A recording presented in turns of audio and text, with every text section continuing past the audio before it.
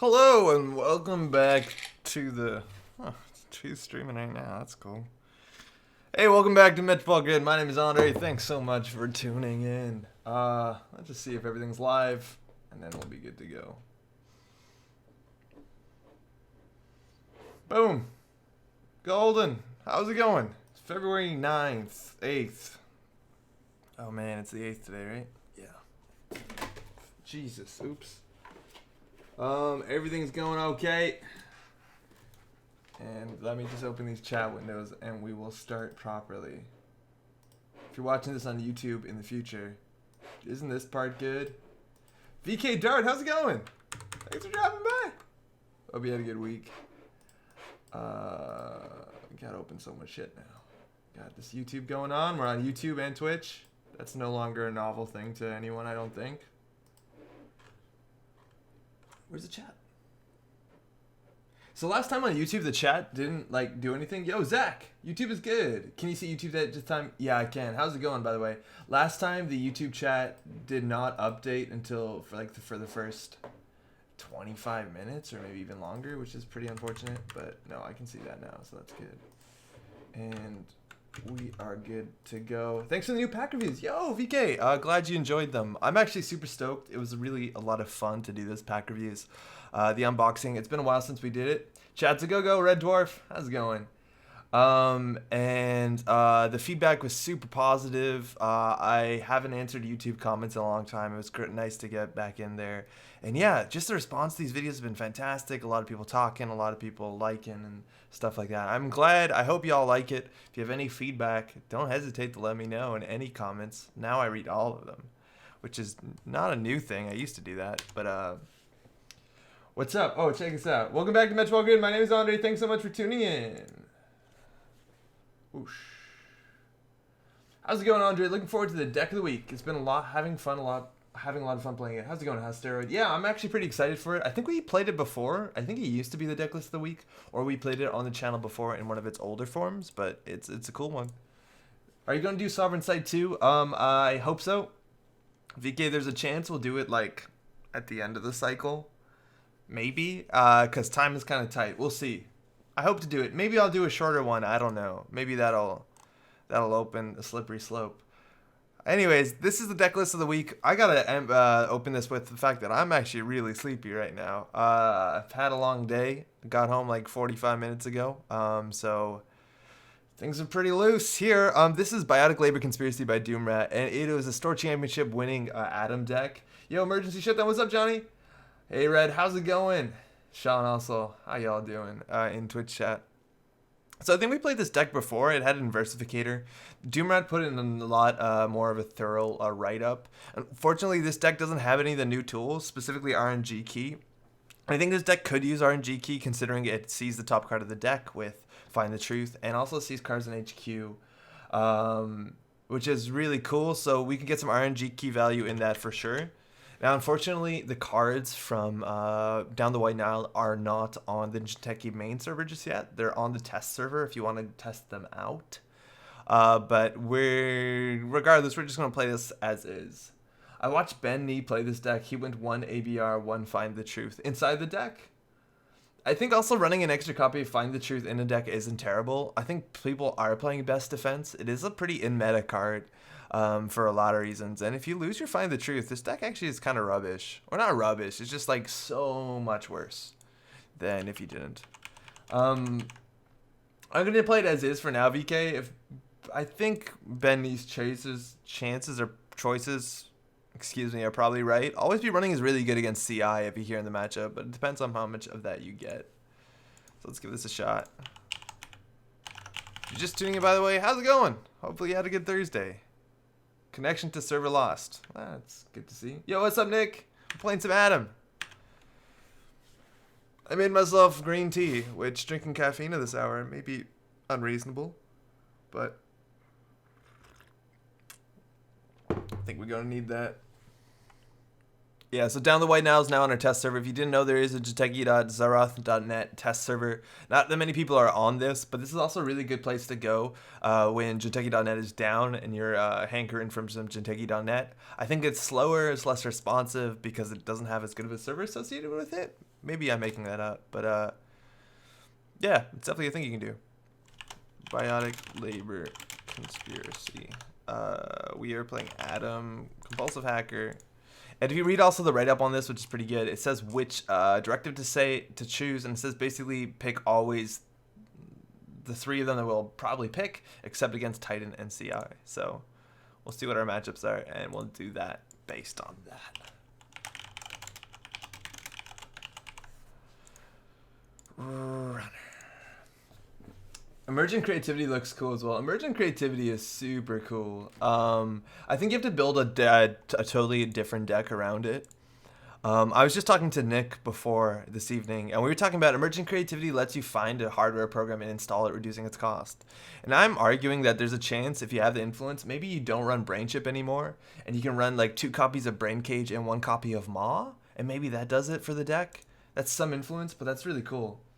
Except Andre always ends up picking ABR despite everyone saying he should not. Yeah, that happens 9 out of 10 times. I think emergent creativity is super cool. It's also really good in this deck with the heap breakers, because when you throw these out to emergent creativity, you get full value. So it might not be unreasonable to, like, I don't know, drop 3 influence and put a Maw in here and something else. Or even like a security nexus or something really heavy, and that's cool. Hey Ben, really enjoyed the dad pack vids. I can't really keep up with the cards as they come out these days, so your analysis is a really fun way for me to sort of keep up with the meta. Hey, glad that works out for you. I know we go really thorough on those things. Hopefully it does help. Nice beard. Hey, Tomas. Merci. Thank you. Yeah, so those videos are like, they're kind of in the middle of everything. Like I want to address the competitive Netrunner. I want to address casual Netrunner, kitchen table Netrunner. I'm hoping I'm like scratching everything super well to talk about like the fun interactions, the competitive interactions, stuff like that. I hope that's been working out for you. I'm glad that you like it. Also, thanks for the feedback, the positive feedback. Regardless, any feedback, that's really cool. I appreciate that. I'm happy those unboxings, we got back to them. They were a lot of fun. Yo, Mad Dog, what's up? Thanks for the recent data packs unboxing. It's great to see your thoughts again. Glad you like it. Conspiracy breakers are so inefficient that you really have to think about your runs. Yeah, there's a chance it's a problem, Nick. I think this deck just basically says stim hack remotes and or just run HQ over and over again. And if that's the case, maybe it's cheap enough. Maybe we just lean on always be running. But yeah, the conspiracy breakers aren't particularly cheap. That being said, I think we do have a solid economy with 3 liberated foldings and casts. That might just be enough. We can't recur the stim hacks, which kind of sucks. Hey, Tuman. Finally got to listen to your show rather than just watch it on silent. You're usually streaming while I'm at work, but at home on parental leave at the moment. Hey, hopefully you have a good evening. Tuck in, I suppose. We got a couple good hours in Netrunner Nest tonight. Hopefully you have a good evening. I like the card name, research, very educational. Yo, does anyone find out what Amor is? Because I still can't figure it out. I really can't. Oh, the deck also has 3 multi-threaders. Okay, that's definitely a lot of econ. So this helps a lot with spending 9 credits to break anything with your Black Orchestra, which happens a lot. And in the videos on the unboxings, I did goof. I said that it costs 6 credits for Black Orchestra to break Night Dancer, and it's only 3, and that's actually like a huge deal. Like a pretty big deal, because 3 credits is probably not good enough. It's a shame because Night Dancer is really cool, but I think now it's a bit more situational of an ice. I used to thought like, wow, 6 credits to break, put this in every HB deck, and it's not strictly that, according to me anymore. So we'll see. I goofed the math on it. I also said it was a Byroid with Ravana and some other stuff, but it's fine. Here's my Amor explanation. Is that gonna be boomboxes again? It's probably gonna be boomboxes. Yeah, well, oh, you actually have a Wikipedia for Amor? Also, where's everyone at? But that's La Mort. Yeah, that's what I found. This doesn't make sense. That's not what it is. There's no way. 28 games tonight on oh, Eric is playing. Hey, what's up, bud? Maybe we should just spectate him. Game completion rate 100% on this gentleman. What a gentleman. Solid internet connection, handshake and everything. Hopefully we find someone. As far as I can tell, Amor seems to be an African name. Must go deeper than that, though.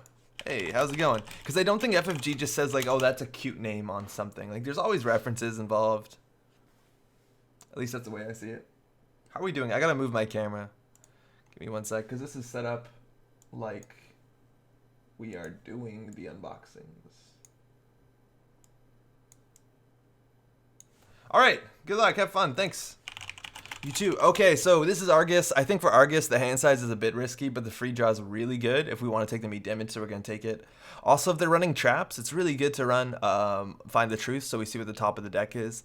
And double access on HQs actually may be a liability, because if we find 2 agendas, or we find 2 snares, stuff like that, that could be pretty bad. That being said, I think it's better than having to run every turn, because if they have like, maybe not.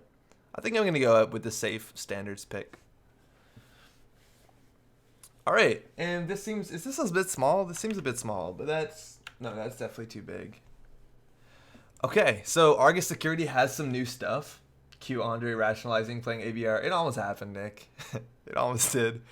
We got Strike, which is such a big deal. Actually, that makes our HQ at multi-access better. We have this, which is good. And we have a Barrier Breaker if they want to rush behind an Ice Wall. This hand's good enough. I wish we had a bit more money so we were a bit more secure when it comes to testing things like hard-hitting knees. But I think this hand's good enough. Now, we're going to play 2 cards this turn, hopefully 3 so we draw. And I think we could do that. Hopefully, we actually lose this to damage. Oh, I hit Mulligan. I did definitely hit Mulligan there. That was a mistake. Yo, what's up, Maui? How's it going? Have you tried alternate spellings of Amor? I haven't. It's really hard to search those things because I also don't know what language they are, so I'm like guessing. I'm like Swahili, no. Hausa, and I don't know what's up. So what is all this stuff? This might be Brian Stinson, but they haven't played any operations. There's a chance it's a Prisec or that mandatory connection thing, forced connections, but that's not on the server yet. This hand sucks. Fuck, we mulligan real bad. Yeah, E-Strike, nice, right, Jim? Jesus. Also, Jarjaros, what's up? How's it going? So I think we're just going to do credit, install, and then not draw. That's really bad, but like worst comes to worst, they score a 3-1. False lead's probably pretty cute right now. But I don't want to mad dash this because then we have to clear the tag if it is an agenda. So we're just going to install everything. Yeah, we goofed that mulligan hard. No way really to fix that. That's okay. We can mad dash archives to take a damage to get free draw, but we're probably not going to do that. We got to get a language consultant, yeah, right? Maui, this is Decklist of the Week, 100%. It just started this is turn 1, so you haven't missed anything so far. And Jar Jar Ross, we mulliganed on accident. I think I specifically said out loud, we're not mulliganing this. So it looks like they're spamming a bit. We have scrubbers in our deck, but we have to find him. I would assume that means something like, well, it could just be traps, but it also could mean, what's it called? Dedicate response team. Let's draw once for scrubber. Dirty Laundry's good enough. At least we can get some tempo checking this. Nothing kills us. Actually, no. Snare into dedicated response team kills us. There's a dedicated response team. So they, technically, yeah, we're going to access this. Find the Truth. Future's now on top. Hostile Takeover. So this is like why I think this card's really bad in Argus. Because they're giving us a choice. It's either take 2 meat damage or take a tag and 2 meat damage. I wonder which one we're going to take. And maybe that's what they want. They want us to take 2 meat damage. But now we go trash this. Like, they just spent 2 credits. I don't know, or we could have spent 2 credits in a click. We know there's an agenda on top, but we can't get it. We get free card draw, and there's nothing, like, unless they play double neural EMP, which is super unlikely, or double host, like double punitive. I think credit's fine. Actually, no, credit's not fine. We have more money than them. Let's just draw, because how many cards we have, and that's really good too. Kind of rooted for Argus trapping to win against Deck of the Week. You know, Deck of the Week doesn't specifically mean it's like a really the best deck and that it's everything else is an underdog, but I want Argus Trap to be good too. The asset is, yeah, if you protect that asset, it's really cool. Also, Jethron, I don't know if I said hey. How's it going? But yeah, it's so hard to get this to work. It seems to work better in asset spam decks because, or if we hit a snare, we would have died. Like, that's actually kind of cool. Because it would have been 3 damage from the snare and a tag and 2 meat damage. So I guess we technically have to respect that. This card's actually pretty great right now, as much as it increases our hand size by a small amount. But we don't have to interact with them. They have so few credits. They are not doing anything that we actually have to worry about. Like, they were on 3 credits, so if this was an agenda, they could have considered scoring it. We know they have 1 Find the Truth in hand. Let's draw once. Yeah, let's go run HQ. If this is a Prisec, they have to pay money for it. If it's a Forced Connections, we'll beat the Trace. So it's a hedge fund on top, so we want them to spend money. It's a really good time to hit the Prisec. So an IPO, that's shitty. And that's a Prisec. Let's see if they pay for it. So now it's harder for them to hedge fund. We also lost the MK Ultra, which is... Oh, we hit a hard-hitting news. Oh, yeah, double access. And we have to trash that, so that's fine. So at least now they can hedge fund into something, which they would have done. And if we install this, well, the thing is they can hard-hitting news us if we install this because we'll go down to 2 credits. So let's just click for a credit so we have the credit lead. I think they could still hard-hitting news us, right? Credit, hard-hitting news. It looks like they're going to hedge fund. So we just have to respect hard-hitting news. Remember with the F, when the Scrapers deck made Decklist the week? Yeah, did it? I don't think we played it. I think we missed that week. Okay, so they know they're going to IPO next turn. Now, they can't IPO in hard-hitting news, so that's good because it's terminal. So I think we just want to set up a bit. And we have more money than them, which is good. We want to set this up. This card's cute. With 3 cards in hand, they might actually do it. So let's just like take a slow setup turn and gain a credit. And next turn, we'll get free card draw. That's a garbage card right now. And we're okay. Yeah, we did play it. Fuck. That Alpha Wayland deck? What was it? It was like Acid Spam? Gagarin? Because that's what I ended up playing, something like that at Worlds. We also don't know what this is. We're going to see what they're drawing with Corporate Defector, but they didn't draw anything yet. So this was in their hand for a while. Or they just top decked it. Regardless, they have a lot of work to do. And they're running a lot of 1-pointers. And we know one of these is an agenda. I guess we can go face check here. Worst is a Mouseless, but none of these cards really matter. And we want them to spend money. If it's a Sentry, we can get a breaker on the table, which is good, so we don't get a lockdown or MK Ultra. And it's a Bailiff, which is fine, so they pay 2 credits to end the run. That's okay. No rush there. Hand size is 4, so if we draw, we want to install something. And Scrubber is actually pretty good. We'll just make sure we have enough credits to hit hard-hitting news. And sure, gamble off the top. Mind you, they know everything we're drawing, and that's not something we've considered at all. That definitely affects how they play. And there's a false lead. So now we have to keep more credits than them at all times because of the hard-hitting news. So we're just going to play real slow. They don't have a lot of money. The deck they scraped, a Satire deck full of Stealing. Oh, yeah, we played because we build it. Yeah, that was a Don't Scrape Me deck. That one was fun, huh?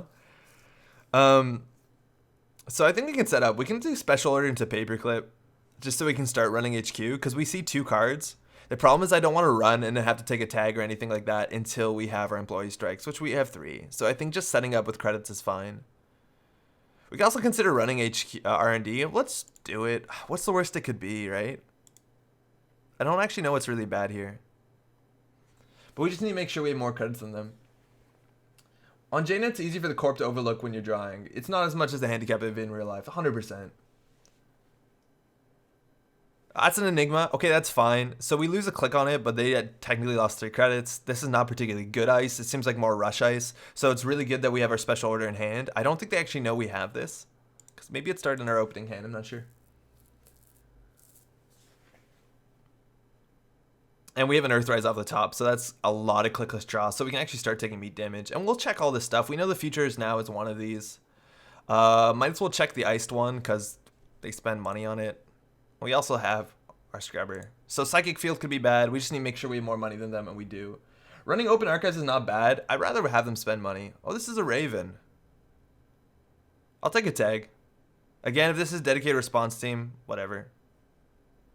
So we can either trace or install the MK Ultra. Installing the MK Ultra costs 5. This trace costs 1. So we'll just do the trace, or cost 3. So I don't mind taking the trace here. Because we're always going to beat it. We just have to make sure that we play around false lead, because if they could in theory end the run while we have a tag. So if this is a prize deck, it's kind of bad, and then they could trash one of our cards. So tracing and false lead together become really bad. All right, so just 3. That's cheaper than using our MK Ultra, and saving money is really important. And we gotta. Is this frozen? What happened? No, we good. Okay, so hopefully this is the 1-3 agenda and we can just take a meat damage. And they have a vanilla on the top. Okay, there we go. So we're going to go ahead and take the 2 meat damage. Hopefully we don't hit the Earthrise. Fuck. We kept the worst cards. That vanilla looks good now. So we definitely want to remove the tag before we do anything, because otherwise they can false lead. So let's go ahead and remove the tag. Action.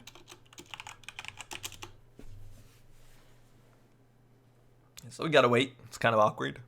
And we can run server 4. What could it be? It's a price tag, it's still fine. We have more money than them. We want to use a scrubber. This could be a snare and we die. Actually, so let's not do that. Let's just draw and take a credit. Oh, we found a paperclip on the top. That's huge for HQ pressure. That's huge for the vanilla they just drew. They know we have it. We'll just click for a credit here. And we're in an okay spot. Now, the good thing about against a trap deck is our corporate defector will show them when they draw up. And they kind of need to draw up in a lot of cases when they don't have a lot of cards. So we know there's a vanilla in hand. There's a hard-hitting news in hand. And I think that's all we know. And so that's probably a vanilla. And that's the one card we don't know. I say we let it go through. There's no reason we don't let it go through. Like, if they spend 3 on an agenda right now, who cares? Who cares? We could check this out. I think checking this is probably fine, because they'll spend money on it. I don't mind if we lose anything in our hand. Even if we lose our whole hand, it's okay. I wish we kept that Earthrise. And we also see there's... Oh, it's a Psychic Field. Okay, so that's the worst case scenario in theory, but like none of these cards matter. And getting our paperclip in the bin is actually good because now we can consider running this. So we just want them to spend money. And there's an Oaktown renovation on top, which we can't get. Oh, we had to trash it. Luckily, we'll use these credits. So we can get the Oaktown. It's unlikely, but the thing is the Oaktown will be stuck in HQ next turn so we can get it. So we're not at all pressured to run R&D. So let's just draw up a bit. They have no money. We have the Employee Strike. Playing it now is dumb. They can't score this agenda if it's a 3-1 agenda. So we can just draw twice, and we have credits. No real reason to install that just yet. I don't think this deck is running Career Fair. Oh, thank God it is. So hopefully we Career Fair. Oh, well, there you go, huh? Dang, we're good. So we basically play the Strike, run HQ, and we definitely have an agenda. That's all we're going to do right now. And then we can recover with Career Fair. So we'll play the Strike. We'll actually career this out? No, maybe that's a mistake. Because that's the thing is, oh, with the Career Fair out, yeah, we don't take a tag, so we can actually run second click. This is fine. Unless we hit something that gives us a tag on Axis, which there's only we'd have to lose the Trace on Force Connection, so this is fine. They gain a credit, though, but we gain 2 agendas. Yeah, that Career Fair draw was fantastic. And we see a hard-hitting news as the other card, which we have to hedge fund off the top. That's actually kind of scary, so we need to click for credits. I don't think we can afford to play this anymore, because then we have to stay over 8 credits. Now, this, they could score to turn off our Employee Strike, which kind of sucks. Let's just click for 2 credits so that we can recover. And next turn, hopefully, well, geez, we drew everything really well. So they have a hedge fund and a hard-hitting news. Let's keep track of everything. And as long as we don't goof up the false lead, I think we're in a really good spot because we have very good information. And they're doing the hard-hitting news, so this is bad. It means they're going to have no money for the rest of the game. And we're just going to be clicking for credits because even we'll invest all our 9 credits into this. Like if they invest more than us, oh, I guess, yeah, no, with false lead, we can't clear all the tags. So this is technically bad for us. They're going to be able to trash some stuff, but they have to, like, even if they top deck Boom, they can't play it. If this is a Zealous Judge, it's bad. So we can remove 4 tags. Action. And if they want to, like, spend their agenda on that, so be it. Because they can Boom us next turn. Alright, so this is just tempo, but the thing is, we're going to recover from money better than they are. Because we just drew a Dirty Laundry, let alone they have no money. And it looks like their economy is mostly operations, and they've played most of them. So we just want to recover here. I think it's very simple. We can just go Archives. This is not greatest value. Don't Dirty Laundry Archives. Sorry, that was a thing. Best defense off the top. That's huge, because we're going to lose to Find the Truth. If we could shuffle their deck now, we would, but we can't. If we Career Fair this card out, Liberated Accounts out, we go down to 2 and we hit it again, we're up to 6. So then we're actually weak if they do top deck another hard-hitting news. So I think just clicking for 2 credits is probably good enough.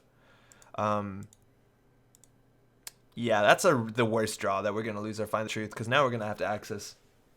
Maybe they want to get rid of the Corporate Defector, I don't know. I think you get rid of Find the Truth. Maybe they actually want to get rid of our free card draw. But, like, I hate Best Defense. There's so little you can do against it. Just like, oh, you're playing 0-cost cards. Get fucked, right? Like, that's so dumb. Oof. Mind you, we are on 4 agenda points, and they're running proper 4-2s. This one's a weird one too, right? Because it's face up, so we know what we're running into, and like traps are actually getting better. Yeah, and best defense is one of the big reasons why I don't like playing Adam modernly. Ah, we've been another liberated. That's really good.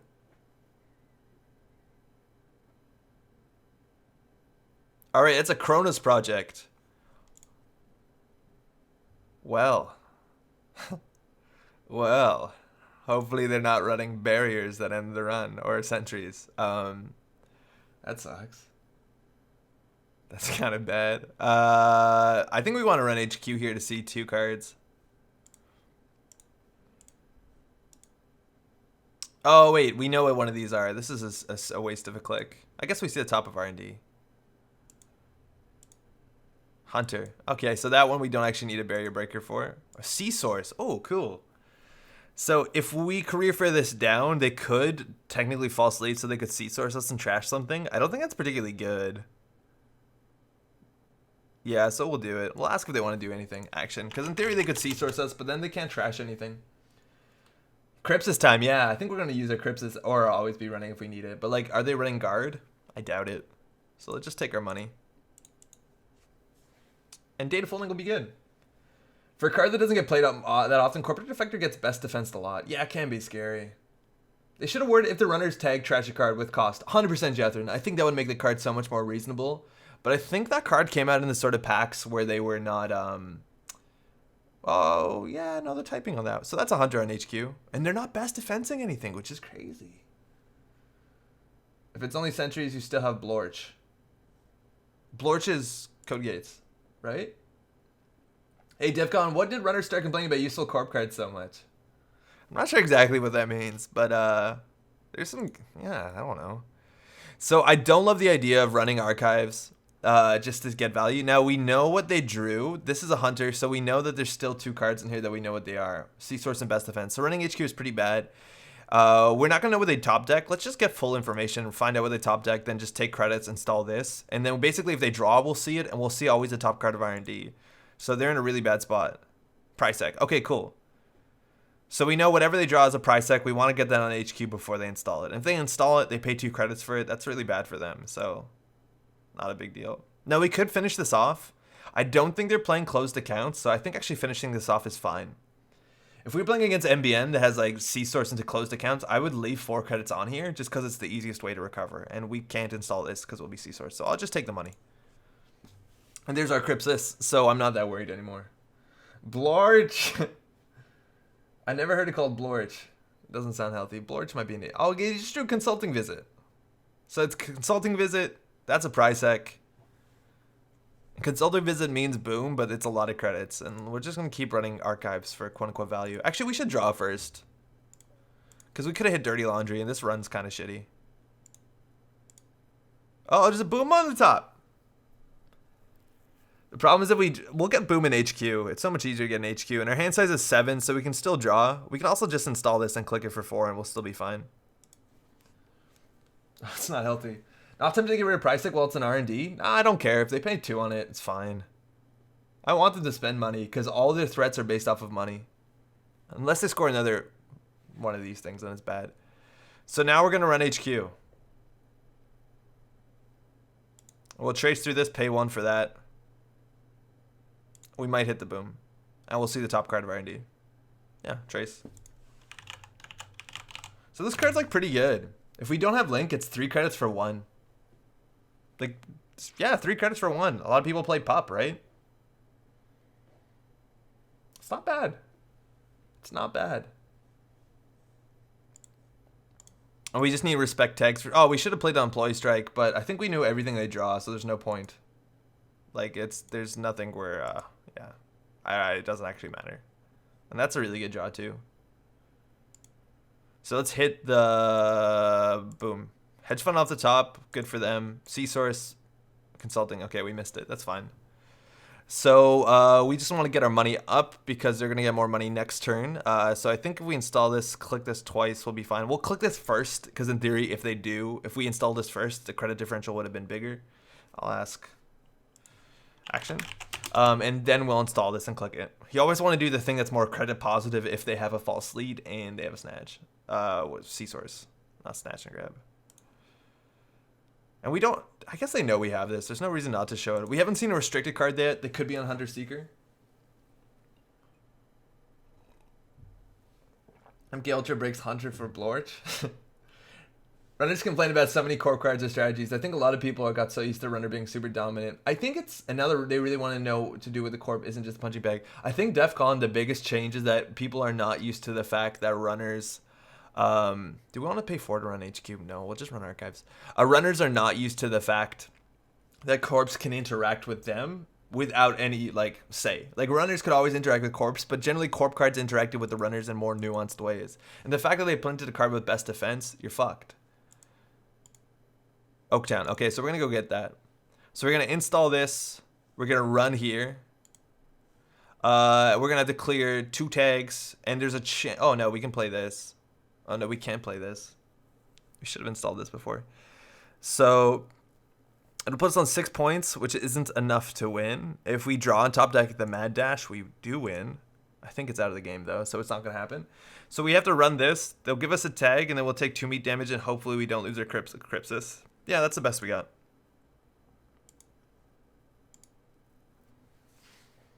Yeah, this is fine. They'll have more money than us. They can C-Source us, but I don't think they can finish that with anything.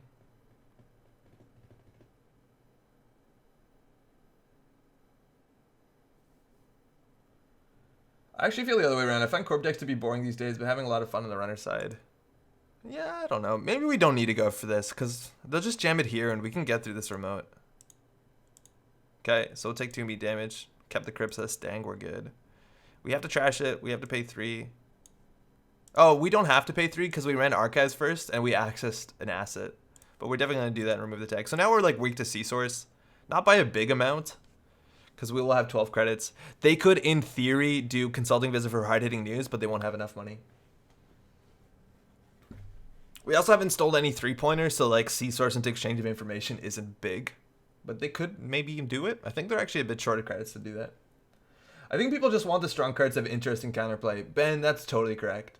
That's kind of a max to how my silver bullets can be in meta without getting annoying. Yeah, Film Critic has no counterplay, and I really hate that. I wish it was a more nuanced card, and it's not. It's too easy to play. I've had so much fun making dumb urban renewal decks, IG, Polana, Asa. Feels like so many styles of play on Corp right now. Runner's boring? Yeah, maybe. A lot of people are just playing the safe good stuff, which is like Haley and like good stuff Anarch. But I think there's a lot of like really good stuff out there that people just aren't messing with. So that's a card we don't know what it is. All right, and we have Bad Pub, which is a really big deal. We did not get C-Sourced, which is also a nice thing, I guess. I've been having a blast with Gabe. I wish Film trashed itself when you used it. Yeah, exactly. It needs to do something like that. It needs to have counterplay. Super excited about Kamalu and 419. They probably won't be top tier. I think Kamalu will be top tier. I think Kamalu's new wizard. So we could run Archives and just win the game. Right? Like we've seen a gen on top. They can't shuffle. GG. Yeah, GG.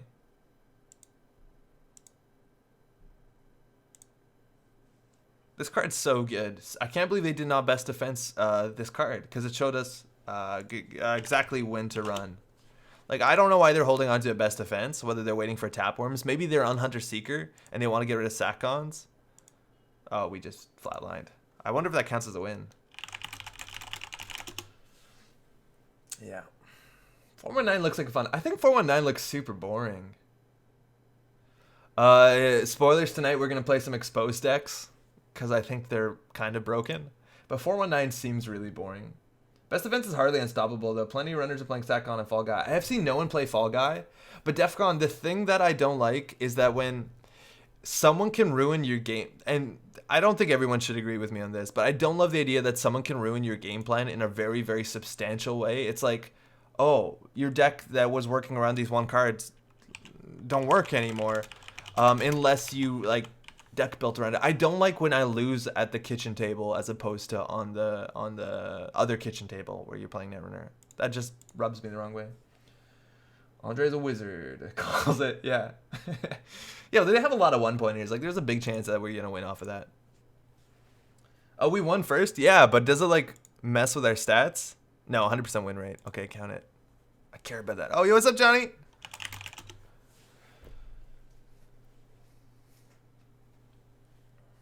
Does look fun, but I'm worried about Turtle and GPI Net Tap. Mad Dog, you're in for a treat tonight because I have a deck that is Turtle and GPI Net Tap, and it is very slow to set up.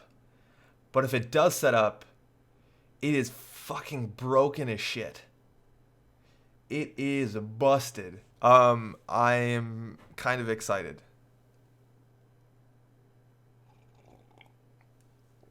All right, Johnny, what are you doing? Last time they were playing Next, it looks like they're playing Cybernetics Division. Hand size 4. It doesn't really matter when we have hand size cards. So don't know if this is a rush deck, so we're just not going to play Always Be Running, and we're going to play all the good stuff. Again, this is the sort of deck that runs tricky traps a lot of the time, so having access to what's on top of R&D instead of running it is really good. Power Guys, what's up? It is Los, because that's the best thing we have right now. I'm scared of next rotation. Don't want to lose Geist and Haley. Geist is going to be the biggest thing if we lose it. The biggest thing. Yeah, Expose is busted, and I think D-rez is busted. I'm playing Los with Rubicon Switch and GPI Net Tap because it's I think it is a bit broken. And I said this so many times when Rubicon Switch came out, and every time we talked about it, I think this card is a mistake. There's no way you can print a card that can D-rez ice every turn, because if you have more credits than the Corp, and you can make more credits than the Corp can never res ice, and that's a huge issue. On top of that, now they have cards like GPI Net Tap and Zamba, which give you credits if the Corp has unresed ice. So it combos really, really oppressively. This hand is okay. It's not amazing. If we had a career fair, I would keep it, because we don't have any proactive plays, and I think they might make us interact with them. It's Zamba time. GPI is GPI Net Tap, Ben. It comes from... It says when you approach a piece of ice, you can expose it. And Xanadu, Big Fleet, no need. You have Hernando Cortez in faction. I don't want to spend 3 influence for Xanadu. The Turtles GPI deck work a lot with any ID once it's set up. Yeah, the IDs really don't matter that much. I think Los is good, though. It makes the math way worse for you. Hand size is actually 4, or is it 1 less? Oh, our hand size is 2. That's fun. There's a big chance Scrubber won't be that useful. We need to get our money up, I guess. Good luck, mate. Thanks, you too. Have fun. GPI is a snitch replacement, and it's technically more fair than that. But also less fair because it's not unique or something like that. Yeah, Xanadu isn't needed. Leave no trace. You don't even need that either, Jim, but you could consider it. I don't think it's necessary. So what do we want to do? We have to throw out 1 card here. I think Scrubber's technically our worst card. Everything else is fine. I don't want to set up Earthrise until we have enough credits to play the cards that we draw with Earthrise, which means that we're just going to go ahead and throw out this. And we want to get Agenda as soon as possible, because if they do like 3 brain damage to us, it's GG. Hey, Zach, on YouTube, make us interact with them. People are gross. Yeah, right? That's why Netrunner's fun. Okay. Could be black level clearance. Could be a lot of things. Do we throw out the Scrubber? Do we feel dumb about it? Yeah. I'm assuming Breaker Bay Grid is here. On top of black level clearance, so we run it twice. There's not a lot of 3-2 agendas that are scary. They could be running calibration testing. We're not getting a free draw. That's the worst part. I think we're just going to set up our card draw. We can also force them to res things. There's not that much brain damage ice in the meta anymore. It's like, what? Fenris rotated, so all we have is that weird Trace 4 thing. So there's a guy playing Netrunner on the internet and not on the table. There's a table underneath all of this. I don't think we need to run. Do we want to run this? Definitely not. We can't really afford to trash anything. We want to just set our card draw up. Let's just do something dumb here. If they do 2 brain damage to us, they win. Oh, actually, no. We've draw for free. Oh, Brainstorm. Yeah. Brainstorm isn't that big of a deal, though, because our hand size is 2. It would be bad. But they can't afford to res it. Brainstorm also, I forgot to mention in the video, as a card with a win condition built in. Maybe with 4 hand size, they're playing the Wake Up Call. That'd be fun, wouldn't it? We got ABR. Okay, so we gotta play 2, hopefully 3 cards. We're not gonna play ABR. Can we trash this? No, not really. They can have your 6 more credits. This deck is super money hungry. Like, Cybernetics Division doesn't have any good synergistic economy. Yeah, this is a clumsy opening. Toolbox meta confirmed. Only real counter to Turtle GBI deck is having your ice rezzed early, but you can D-rez it. Like, you can play Brute Force Hack, you can run Emergency Shutdown. There's ways to D-rez it. Caught the end of the Zamba GBI chat. Why no Leave No Trace? I found it extremely useful. It might be useful, Kusash. Also, how's it going? Thanks for dropping by. I haven't tested it yet. And I just want to set up, and that card doesn't exactly help you set up. It's only good for remotes. And yeah, maybe you could do it. It's probably not bad. I don't think we need this. We're going to have to throw it out, though, which sucks. We could just, like, mad dash archives. Seems bad. We can also install Crypsis. Next turn, we'll have 5 credits. I feel good about having Crypsis. Crypsis makes us not scared of anything. Let's just do this. We're going to draw cards anyways. Let's just put our friend Crypsis down. Yeah, the GPI deck doesn't tend to run early 100%. Unless you have the Rubicon down early and enough money, you might approach one piece of ice and be like, oh, okay, D-rez it. So how do we think they're going to win? Are they trying to kill us, or are they actually trying to do agendas? I have no doubt that this is a black level clearance, which means we'll have to run this server twice and they'll get 5 credits. So it's really not that bad. We don't have anything to threaten, like, stop rezzing. Like, we don't have Councilman, I don't think. Uh-oh. Oh, no. This happened. Okay, well. Oh, we're going to check all these, I guess. In any order. As long as you don't run last click, it's hard to take brain damage. Find the truth. Archive memories. Oh, we hit an urban renewal. Oh, it's a fun deck. That's 4 influence. Okay. I guess we'll check this one now, too. If one of them is agenda, our hand size gets so good. And they have an archive memories on top. That's another urban renewal. Get out. So they're going to archive memories that back. I don't think we'll need these when we have a Crypsis on the table. And we'll definitely want this. So we're going to click for 2 credits to throw the stuff out. Man, 2 hand size, huh? That's good. Leave No Trace is good on Centrals as well. I agree you need to set up once you have it. Leave No Trace puts a corp in an awkward position. The thing is about running Centrals, Kusoash, is that it's not that good unless you have like a super run, like Turning Wheel or something like that. But for remote server, you're accessing the single card. Like if you're running the top of R&D and you don't know what the card is, I don't know if I want to run it. You're basically going to lose if you don't score early or play boot camp. Yeah, what a healthy game. You can expose the second ice and then jack out. Wait, VK, what are you talking about? I don't know what that is. So these are 2 new cards. We could technically lose these cards. We want to keep the Liberated. Let's go find out what this is. The thing is we're going to have to trash this, which sucks. There's a vanilla on top. We trashed a big Biroid boy. And their hand is probably all agendas at this point. We know 1 archive memories. Self-destruct chips. There we go. I don't see why we wouldn't have ran, and now we can drop this to gain more credit, to gain more hand size. The other option is to play click for credit, install the liberated counts, but I think the hand size is just strictly better. We can also play this for a free card draw. No, we need our money. We need to get this down.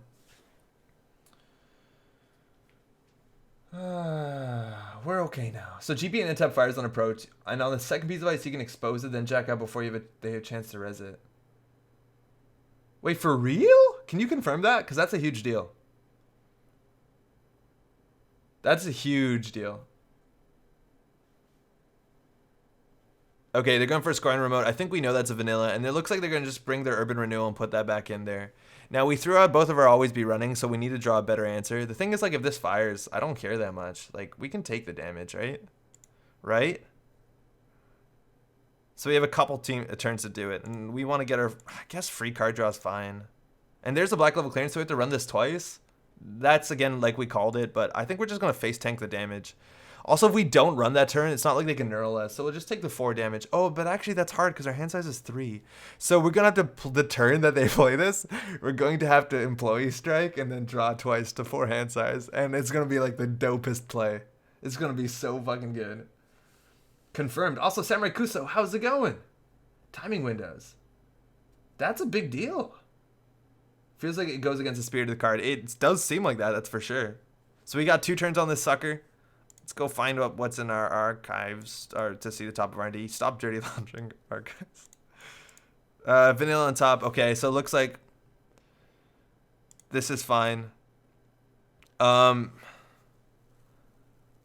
So we could install this. We won't get a free card draw. I don't think we'll need this. Yeah, we probably have to break some amount of ice. That's a fine install. Oh boy. And then next turn, yeah, we're just going to play that. And they think they have us, right? Like, they look like they have us here. Draw. Draw. We're going to lose all these cards, which sucks. 4 hand size. And we just lose all these. Which sucks, because we want those cards. And then we don't die to this. They thought we were going to die to this. That's actually a really good play. That was one of the only ways out of this. Unfortunately, we don't get free card draw because the timing of this is different. And they're just doing it again. This is shitty. This is no fun. We have to get through some ice here.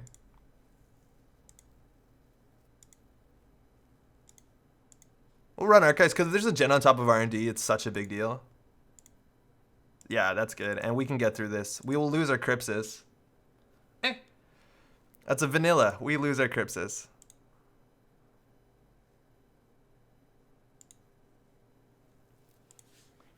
But we now have proper 4 hand size, so this will almost never kill us. And we don't want them to score that. Got another strike too. Do you know when Most Wanted List 2.1 happens? I don't know anything more than anyone else does. FFG doesn't talk to me specifically, but generally they're meant to be updated around every 6 months. I wish FFG did the thing that Magic and a lot of other card games are now doing. I think the people that make like Space Marines and all that sort of stuff said they were doing this too. That they're going to have specific dates where they say, like, on this date, we will let you know about the balance of the game, and if there's nothing wrong, we will update on that day saying nothing's wrong. And FFG doesn't do that. I really wish they did. Just said, like, on this date, we will let you know about the thing. And even if there's nothing wrong with the game, just say the first of every month or the first of every quarter. No, that game's good. Truck on. But the fact that we don't know when communication's coming from them makes it so hard. I hate that. That's so bad. So bad community. It's very bad community. That's not how you handle community. Okay, so we can't get through this. We need to find our breakers. They could be running Chronos, but we're at least, our hand size is good. And they must have a way to do a single damage if they're trying to kill us with Urban Renewal. Also, that's probably 12 of their influence. Because, maybe it's just this, because that never kills a runner. I'll put down to Earthrise, click that. I'll probably click for credit. We're in no rush. Pigeon Poop, hey, enjoyed so much. Thank you so much for doing the review of Down the Way Now. Really enjoyed it. Glad you did. Thanks so much for the kind words. The feedback has been so good on those unboxings. Was glad to be back. The reception has been really positive. Thanks so much for that. Glad everyone likes it. Okay, so we're going to take 4 damage. If we don't run, they can't do more than 4 damage. They can't early EMP us. So that's fine. I think we can just play data folding, even click for credits. If we lose any of these cards, it's not the worst. This is the one that we want to keep, but we already have one in play. Running HQ would be good now, but I don't want to take any brain damage right now, and we haven't found a single damn breaker or special order. So we'll just click for credits, and this goes. They're probably going to jam something in this remote next turn, and that's actually not a bad remote. We have to run it twice. We know probably 2 vanillas on here. Whatever. I would expect end of cycle unless they break something. I think it won't be end of cycle. There's no way it'll be end of cycle. I think it'll be sooner. Okay, so we could consider running this. Again, brain damage ice. Brainstorm is an issue. They have no next ice res, so they can't do next brain damage card. If this is maybe a food, we haven't seen any of their restricted cards. Running HQ also seems really good. Maybe I'm playing it too safe here. Yeah, I think we're playing it a bit too safe. I think we can just install this. We're gonna get free card draw anyways next turn. We're gonna get a lot of it. And we don't want to, yeah. They're not going to draw next turn, so installing this doesn't have a lot of value. Running archives is, I guess it gives us information. Whatever, it's not great. And first curfew, yeah, that probably is correct. Box City, we look at the ML most wanted list every quarter. It's been 5 months. Yeah, it's been a bit. So self-destruct chips on the top. So if they score this, we run HQ. And hopefully don't die to Brainstorm. I like your unboxing because you're generally positive. There's a lot of content creators who spend an hour saying why each card is terrible. Yeah, that happens. I have been, like, the last cycle we were really negative. There's a lot of really bad stuff. Oh, Vitruvius means they're just going to recur this shit over and over again. Maybe they're trying to deck us because they're doing a good job of that. Fuck, we got to win fast. Yeah, what's up, Philosophical Darkling? Thanks for dropping by. How's it going? You're not that far late. This is like game 2, I think. So you really haven't missed too much. All right, now if we hit a Brainstorm, it's GG. because we have a lot of cards in hand. Please no brainstorm. It's an architect. Oh, that's actually really bad too. Because that means that they get these back for free. Urban renewals. They also can install their one agenda from hand into the server if they don't want to get an urban renewal. And that means we won't get it. The self-destruct chips. Position 5. So we don't know what that is. It's probably just an econ card. And we'll see what they install from. They could get an agenda out of hand into here. That's probably the best. And it's from HQ, so we want to maybe run that remote. So that was probably not the best run. Urban renewal on the top. Oh god, I don't like this. It's just recursion in this dumb card. Let's try this out.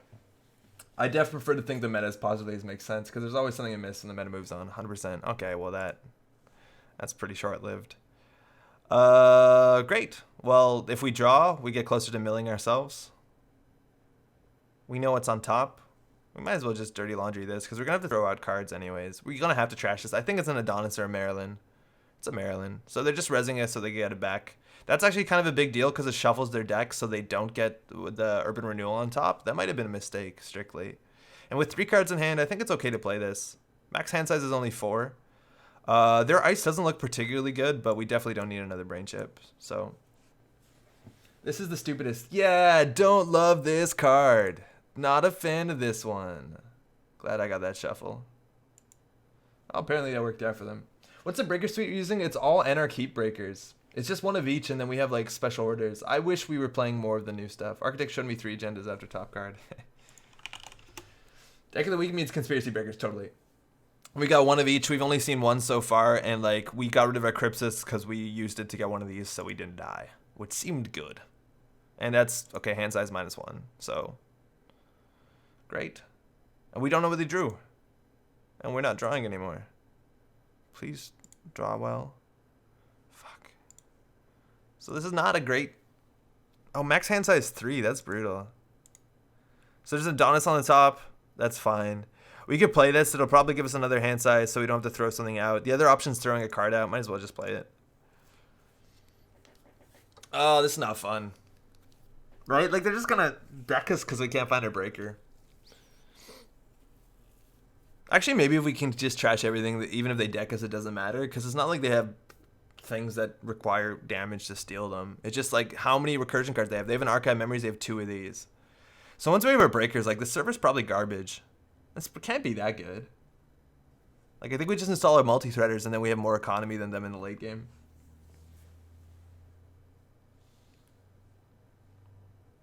I need an enforced curfew. Yeah, I guess you do. I need a breaker. I need a breaker. Oh, there's another Crypsis.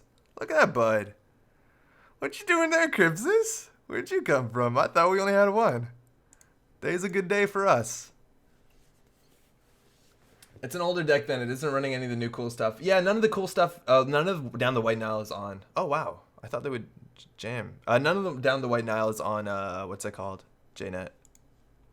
So they're getting more money. Maybe they're on hard-hitting news. I don't know.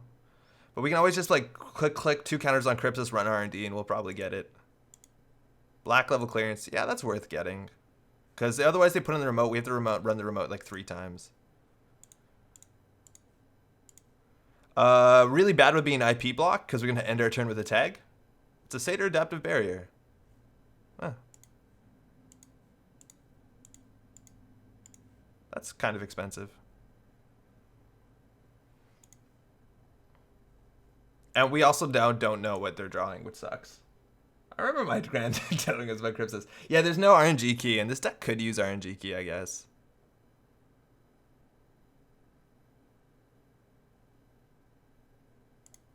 Yeah, just get out of there. I guess they could always just recur this with their Vitruvius counters. I guess they used 2 archives, so maybe that's not that good. Maybe we wanted to draw that and not an agenda. 12 credits, maybe they do have big ice, but again, I think this Crypsis is going to go far enough, and if we just jam our other multi-threaders, like, it's like Crypsis is 6 strength. Every deck could use RNG key. I think that's basically right. Yeah, they're using the counters for the black level clearance. So, and also, like, having to run this remote over and over again is really bad for Crypsis. So we just need to find our actual proper breakers, because, yeah. Take 1 brain damage. We could take brain damage, like, as long as they don't... I guess we died a snare. Oh, fuck. Like, that's an urban renewal, right? Like, we could just take the brain damage. I don't think it actually matters. Really? Please just give us a good card. Oh, that's a mistake. We should have ran first. Black level again. Ah, god damn it. We'll just keep 4 cards in hand. Nah, let's do it. Oh, wait, actually, no, that's a huge mistake, because that turns off our data folding. So we don't want to install the 3rd one. We don't want to draw. We don't want to play cards, because these cards might matter. I can't believe, like, the other 2 breakers and our special order in the bottom 9. I guess maybe that's not entirely unlikely. Remember when you discarded Scrubber? Scrubber doesn't matter that much, because this card trashes itself. Like, there's not that much to trash. We're not running the remote. Scrubber wouldn't have mattered. Blue 2? What's up, quite a good sir? I don't think it's worth the card slot or if you don't have some additional information to work with. Maybe not. Oh, it's a Vitruvius. They're on 5 points. That was the card that they drew underneath the black level clearance. That's really bad for us. Breaker Bay Grid, that's fine. They're also running Restore again, like every single recursion card. Shouldn't be surprised. We just can't find anything. Oh, that's actually a big deal. Oh, yeah, right. Hand size sucks. Okay. So they have a black level in hand. They just drew whatever we saw. I forget. Breaker Bay. Variance means fun. But, like, now we can get our Barrier Breaker and go to town. And we just have to run this 3 times. Hopefully it's not like a Data Raven or something. But they can Biotic out the win. Oh. So we're just going to take a bunch of brain damage here. So we have a couple options, right? So there's a big chance we lose. We need to break this at least twice. So this is either take 2. We can take 2 brain damage. It doesn't matter. Like, we can take 2 brain damage, right? You didn't clear for the cast, but who cares? Yeah, I wanted to keep cards in hand, Big Fleet. But I forgot our hand size was 3, not 4. So you're right. We 100% should have had 3 more credits and career fared that. I wasn't going to undo it. Last week, I undid a lot of the mistakes I made. I was like, let's just cheat this out. And I didn't feel great about it. So we're going to be a bit more honest. So we could do counter on Crypsis, run. Or 3 counters on Crypsis, run makes sense. We could also special order, install Paperclip, counter on Crypsis, run. Special order, and then, yeah, we can take 2 brain damage. It'll be fine.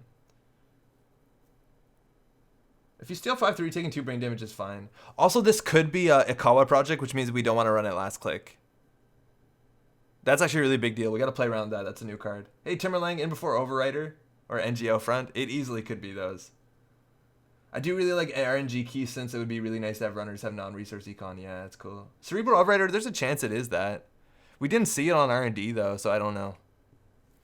So we don't want to run that last click, which means we can do grab special order, install special order, install Paperclip, run, which is bad because our sentries screw us. So I think we're just going to do Crypsis, run. But if it's 3 barriers, we're boned. No, we'll just trash Crypsis. This is fine. We can take the brain damage. I don't think it matters. Yeah, NGO has not been implemented. Not yet. So we can break technically everything. Oh, that's a big piece of ice. Are they running only barriers? I think this is a vanilla. Might be wrong. Hopefully it's an enigma. It's a vanilla. Well, Crypsis, it was good to know you. We've used 2 Crypsises to break 2 vanillas, and they both got trashed. Okay. Well, this opens up our data folding, so joke's on them. So we want to keep the special order. Top of card, Maryland campaign, good. Take a brain damage, take a brain damage. Okay, so global food, we're still in the game. Get the fuck out of the server. Like, that didn't matter that much. That's actually really good. Like, hand size is still 3, so it's no worse. The server's now kind of butt. We need to find our Paperclip. Oh, stim hack, that's a good idea. It's a good idea. But now what, are they just going to spam into there and hopefully we don't chop deck our paperclip in like 4 turns? We do die to snare. So if that's Vitruvius, which they didn't top deck, they would have jammed the Vitruvius last turn. So I don't think we run that. I'm pretty sure that's the Maryland. So we're not going to run that. If we lose to that, then they outplayed us. That's a breaker baker and a Maryland. And they only have 4 credits anyways, so like we're in a okay spot. Felipe, what's up? Is this Decklist of the week? You bet it is. And they used they drew an urban renewal. So it's black level clearance, urban renewal. So once we get our paperclip down, it doesn't matter. We have like a bunch of turns to deal with that too. So no chance running archives. We need to find our paperclip. My friend. My buddy. Are you serious? Did you really just do that?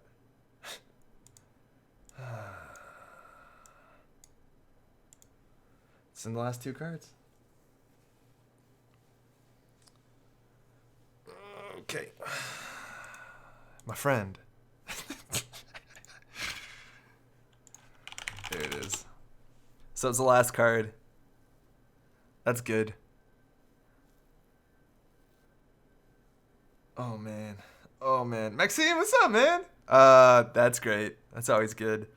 So we have 3 hand size, so we can in theory put the scrubber down. The thing is, for snare, technically we want to keep cards in hand. But I guess we'll probably get more value out of the scrubber if we just install it. Whatever, and we can run this next turn. We have more money than them. They can't ash us. They're fine. 5 minus 2, 2 plus 5 should be 6.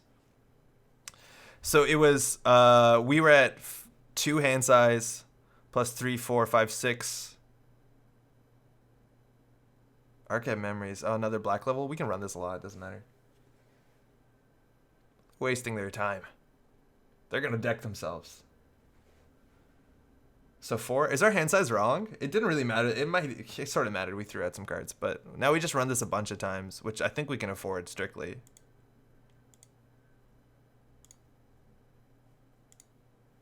It's going to give them money. We can also just take the brain damage, I think. This is the last recursion card that they have. Oh, no, they might have more restores. I think we'll just take the brain damage. This seems dumb, right?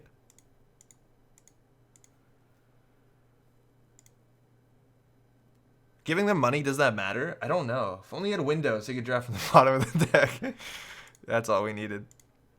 Okay, the question is, do we take 2 brain damage? As long as we play defensively, we'll never hit snare. And I think they spent 4, 8, 12, 13, 14, 15, all their influence. So they have no on-axis traps. We'll just take the brain damage. Hedge fund. The thing is, if we give them infinite money, is it bad either? Because every time we run Jack out here, they gave 5 credits and draw a card. Thinking. So I don't know. I think we actually can take the brain damage. I think we can win with hand size of 1. Also, this hand size is not right. Like 2, 3, 4, 5. 5. And we should be at 2. 3, 4, 5, 6. No, maybe that's right. Let's take the brain damage. Wait, otherwise... Oh, hold on. So this cost us 4, 5, 6. We could spend another 6. We have to spend 12 credits to come again here.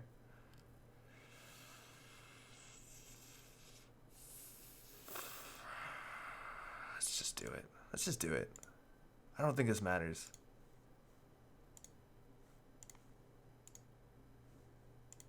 I don't think this matters. They have a Maryland in hand. No, all we do is click for credits. Yeah, GFI is 2 points. So they have a thing on the top, a hedge fund. Running HQ. Again, I don't think they're running snare. We just click for credits. We'll see the top card of R&D. If they draw, we see it anyways. Let's go. 1 hand size. I don't think they can capitalize on it. I really don't think they can. We found the truth. That's a Maryland. Otherwise, we knew everything they draw. 100% it has to be a Maryland. So we just run archives, grab agendas, win the game. Fairchild 2.0. Good to know. That does brain damage. It's important to play around that. I guess we can run HQ here.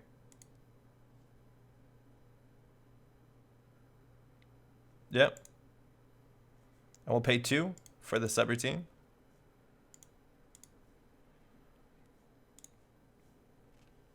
That's the cheapest way to deal it. Double neutral? Yeah, they don't have neural AP though. I don't think they have the influence. I'm assuming, yeah, they're playing 3 of these, even though we've only seen 2. Maybe we're wrong. This run's not that good either. If they have an agenda, they would have scored it. This is not a great run. If we find the Maryland, though, we run this server. So Fairchild and Architect. Okay, so now we just click for credits and eventually lose. This is a Maryland. If it is a Vitruvius, they win. And they're drawing a Fairchild, which I think they put on R&D. And all we're going to do is run archives, click for 2 credits. So they drew an Architect. No agenda. They didn't res this, so maybe it is in Maryland. I don't know what that is. They could be on Punitive. They could be. And they're icing up archives. So if this is a Maryland, it's going to cost us 2 credits. I still think we run it. It could be, I'd be an Architect, which we break for free. It's a Maryland? Okay.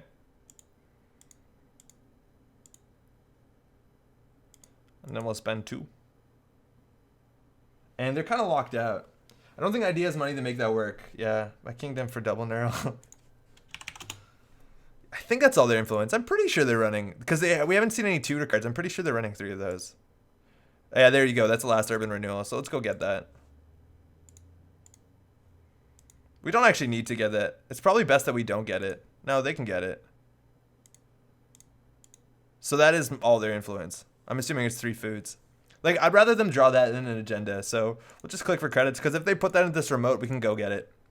All the black levels are gone. Ash does nothing. Just don't run last click so we don't get hit by Ryan Knight, and we're fine. So they have an urban renewal. Good for them.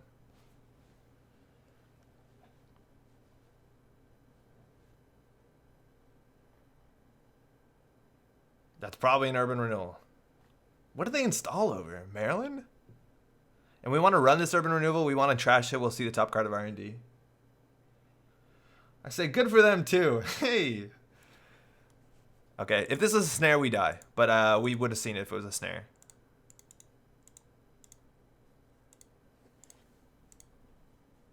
So this is not cheaper than if we just ran it off of R&D. I guess it technically is because we're using recurring credits. But the idea is that we also see the top of R&D and they don't draw an agenda. It's a sad day when you're playing around Ryan Knight. It's a cool day when you're playing around Ryan Knight. I don't know what you're talking about.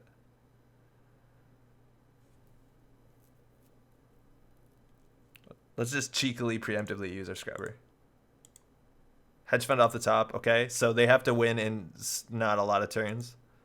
And we just click for 3 credits. Not a lot we can do. Make 1 run a turn. See the top card. And I still don't think... Maybe we're off. Okay, so we don't know what this is. What is that? I'll check. Did we lose to a trap here? So this is 1, 2, 3, 4, 5. What is this? Did we lose to an overrider? Might be an overrider here, but we saw everything they drew, so I don't know why they wouldn't jam it first. Adonis on top. It's a global food initiative. Okay, we're on 6. Hand size is good. They're drawing something off the top. I think it's a hedge fund. Doesn't matter. So we just need a... We got it. Personally, I'm excited for the new Ryan Knight meta. So they play the hedge fund. If they draw, we see what they draw, so we know what to run. Like, we have perfect information about their game, unless they play, like, green level clearance, and they have to win. They have to score 2 points. If they have a biotic or something, they're icing that remote. That is an Architect, I believe. And use the corporate directive to reveal Project Vitruvius. They drew last click. Again, not a good thing you want to do, and there's a big chance we win here. We can actually just start trashing cards. Oh, we paid 1 too many credits.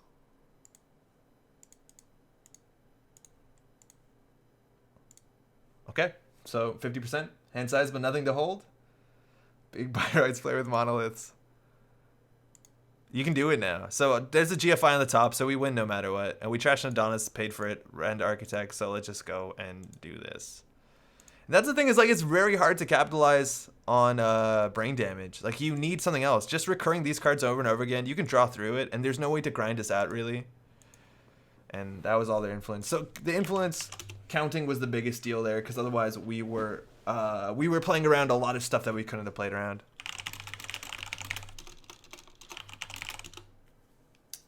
There isn't a window between stealing a Kawa and accessing Ryan Knight, is there?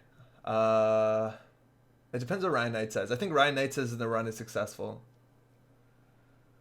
I'm gonna jump. I see you there. Woof. Alright, so we know what we had to do. We took the brain damage. A lot of times the brain damage matters. Now this card, mind you, does help a lot. Also having 2 hand size did not help a lot. But I think a lot of times you can take the brain damage. It's fine. It'll be fine. It'll be fine. They didn't score any of these. That would have been scary. Full house. Food full of chips. Hey, that'll do it. Just give me 1 second. I want to check how things are going over here. And then we're going to jump to the weird D-rez deck that I think is not going to be a lot of fun for a lot of people. So good luck, everyone. I remember 4 rotation playing that black level clearance punitive brainstorm deck. That one was really fun. That one was super fun. The like ice cream shop deck. Yo, what up, Johnny? Good game.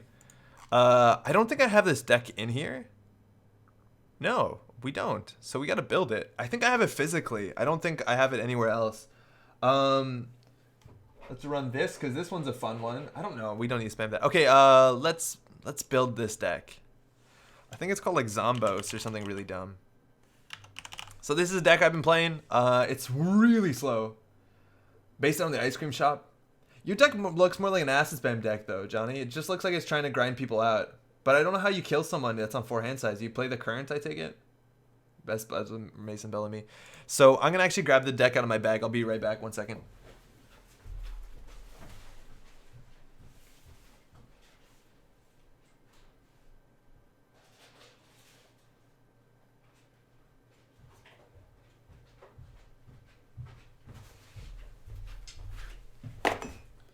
I don't actually know what Zambos is. That's a real thing.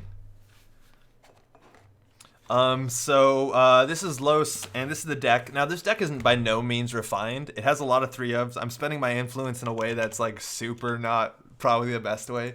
But we're going to build it. Let me move my face real quick. Zubaz? No ice, all acids. Zubaz. I don't know what this is. But, I'm probably not the right demographic for 80s things. We got daily cast in here. So sorry, this is not the best radio, but I'll tell you why every card's in the deck. So firstly, this is Rubicon Switch. A card I think is just totally broken. If you have more money than the corp, you can always D-rez the rice, and if you keep the rice D-rez, we'll make a lot of money with GPI net tap, and we'll get a lot of counters on Amakua, and it's unpurgeable. What's on the chalkboard? It's a quote from a French poet writer. It was here when I moved in, and I have not got chalk, so I haven't replaced it. It translates to basically, I always prefer the folly of passion than the wisness of indifference, and it's nice. It's a fair quote. Okay, so we have GPI net tap. Now this card is not unique, which is kind of a big deal. Every time that you expose or you hit an unrezzed piece of ice, you can expose it. And that gives you tokens on your Amaku, which is really good, but they also printed a card that says whenever you expose a piece of ice, gain a credit. So if you have 3 GPI net tap, if you hit an unrezzed ice, you get 3 credits, 3 Amakua counters, and you could jack out if you want to. And that's kind of nuts, because we're going to keep all the ice D-rezzed, so we'll get to that. We have Earthrise Hotel, because card draw is important in every deck. We have Sure Gamble, because... yeah, it's a fine card. I don't think that needs an explanation. We have Career Fair, and there's a part of this deck I don't love that we'll get to in a second. We have a lot of resources, so that makes sense. We're going to be building up Turning Wheel tokens because we're going to be spamming runs over and over again where they can't res ice. And here's Zamba, the new card, why this deck technically works. And this card does not say first time a turn, it says whenever, which means there's definitely ways to abuse the shit out of it. And abuse the shit out of it we will. Whenever a card is exposed, and we can expose maybe like 12 times in a turn simply. You have to trash it to jack out, though. You do, and you were generally not going to be trashing to jack out because we get Amakua counters like no one's business. This is Hernando Cortez, which is not necessary, and maybe it's a card we should cut, but it makes rezzing ice a lot more difficult for the corp, and we are going to be giving them money with peace in our time, so this is almost always good in the early game when you're sitting back, and it's kind of scary. Now, this is some of the slots that I don't know whether are good or not, and this is because we have one of these from Worlds. Yay. Wait, only on the first ice? Hold on. Whenever you approach a piece of ice, you may then trash it to jack out. No, you can do that whenever you want. You can do that. Am I missing something?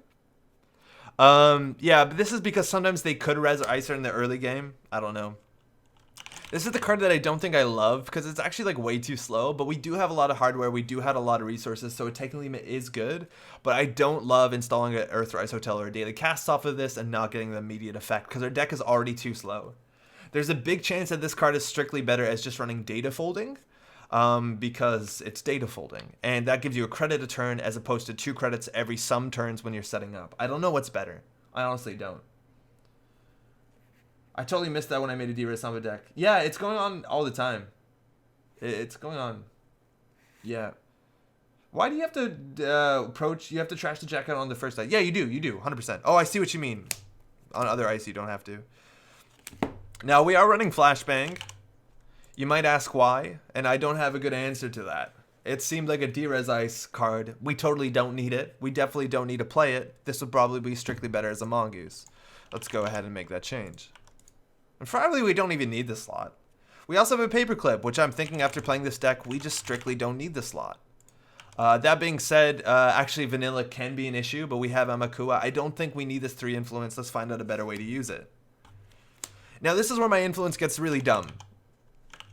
Really silly is Page Piper. And Page Piper is 6 influence, which is kind of nuts.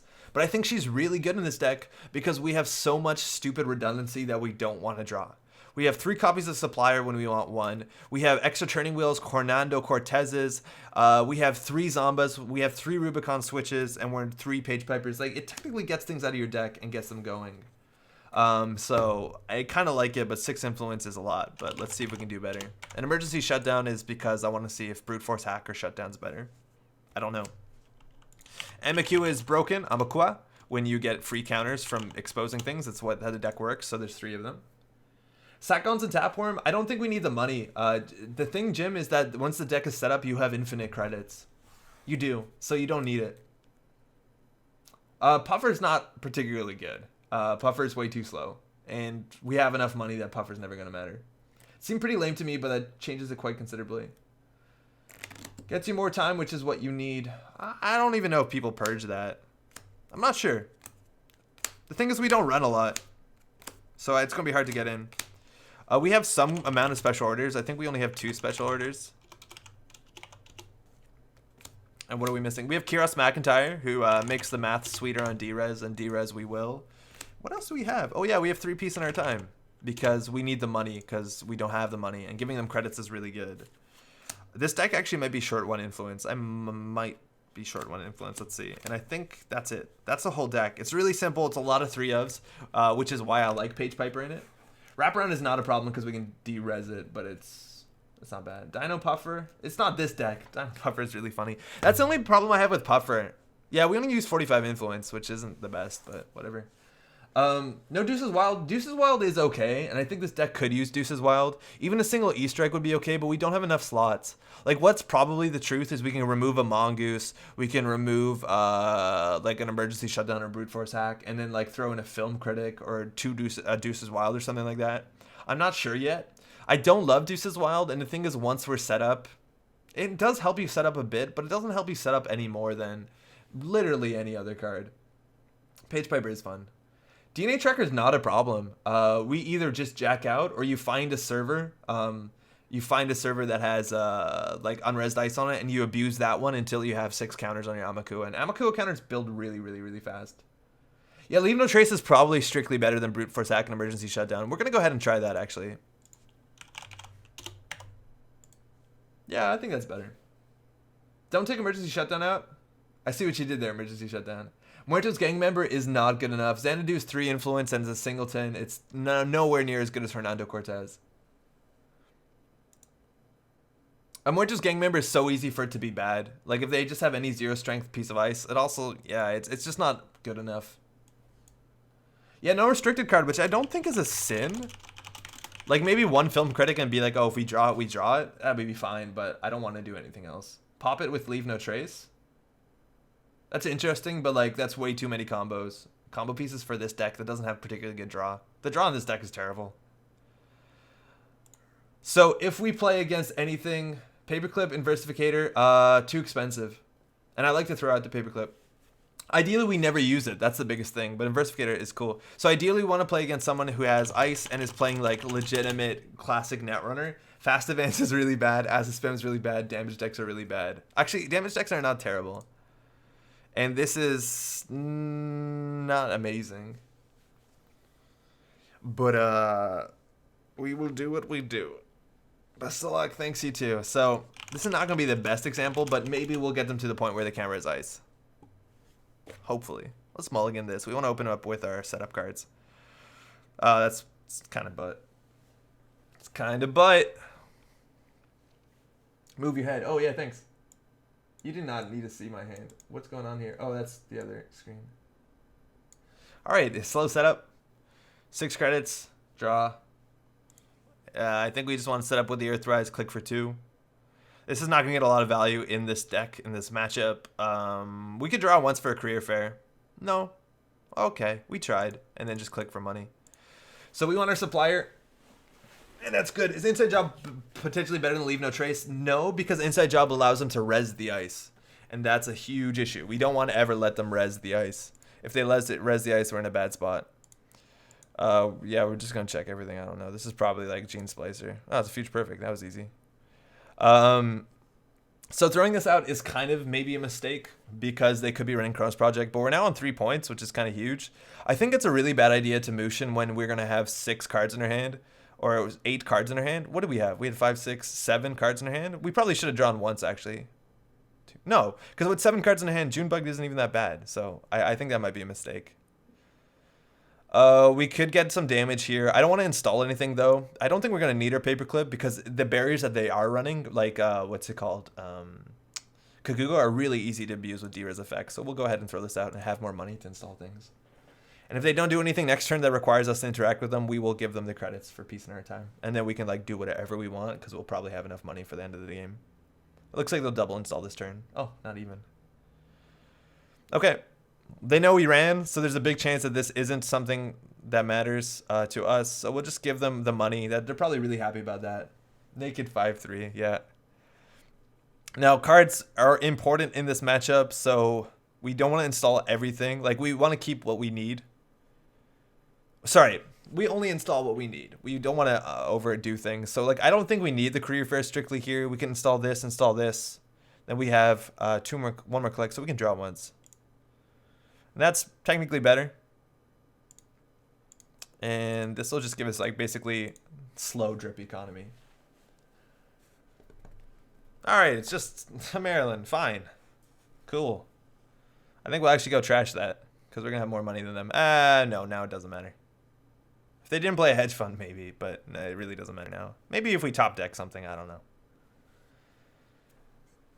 So they're playing Mushin. Seems like a trap deck. I don't know whether Mushin Ice is a good play. They're icing that up too. Maybe they are building remote. So we can, technically we want to Earthrise Hotel first to see what we draw, to see whether or not we install the Daily Cast, but we're going to install the Daily Cast no matter what. Zamba is important. We kind of want to, I don't think we play Page Piper in this matchup. We don't want to Page Piper this page in this matchup, so I think we can just go ahead and install that. We don't have any exposed, so it's kind of a dead install, so I think we can actually just like host things. Also, this card is now weak to Voter Intimidation, so we don't want to overdo it. And if we install this, we're a bit weak to Swordsman, but who isn't? We drew second click, not the most ideal. Okay, we'll just go ahead and keep hosting some shit. We probably should have just... okay, if we lose this to the thing, we're going to look dumb. You won't even need the money to install Core Combo off one piece. Core Combo is only 2 cards. Oh, no. Well, you need money to D-rez. So we'll get our turtle going. Looks like they're rushing.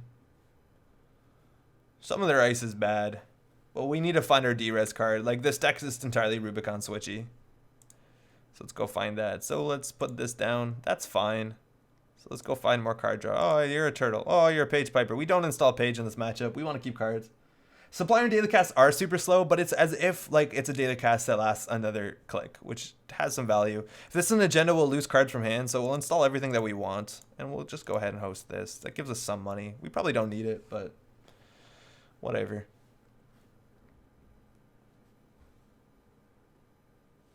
We just need to find our things. Our draw is really bad. Maybe this is why we need just more draw instead of Page Piper, but Page Piper improves your quality of your draw immensely.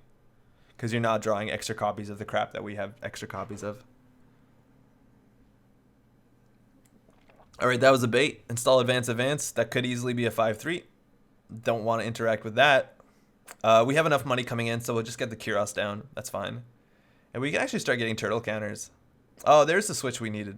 So we could lose that to net damage, so we're definitely going to install that, and we're actually in an okay spot. If we drew a GPI net tap, would be golden. Let's draw once more. These leave no traces. Not terrible. Emergent creativity 3 times ago, the Rubicon. Zamba. That's all the influence. Throwing a card out seems bad. I guess we're going to do it. Let's run archives and get hit by meat damage. Like, let's hit Breach Dome and then lose cards. There's definitely a Breach Dome in there. There's 2. So we lost Turning Wheel and another one, and we lost 2 Career Fairs. That's totally acceptable. That's fine. And the best thing is now we can run into Kamainu. We also don't want to install this until we need it because it makes Cortex Locks really bad, and it looks like that is a 5-3 agenda. So that's one's hard to score, so at least they have it, not us. That doesn't mean anything. Turning Wheel? Turning Wheel's not amazing against like Jinteki because you could easily Turning Wheel into like Snare, Obakata, stuff like that. Like multi-axis is kind of scary. And if they have to jam things in remote, we're okay because we can D-rez their Kakugos, and if we can D-rez their Kakugos, they don't have that much of a threat. Okay, we're good. We just need 1 GPI net tap. We just need 1. Blood. What's going on? Huh. It's a shitty turn. Things are really slow. Like, things are kind of getting laggy on my end. Is the connection still good? It looks like we still have green bars here. And if we don't run, they can easily shipment from 10 and out. That might be an issue.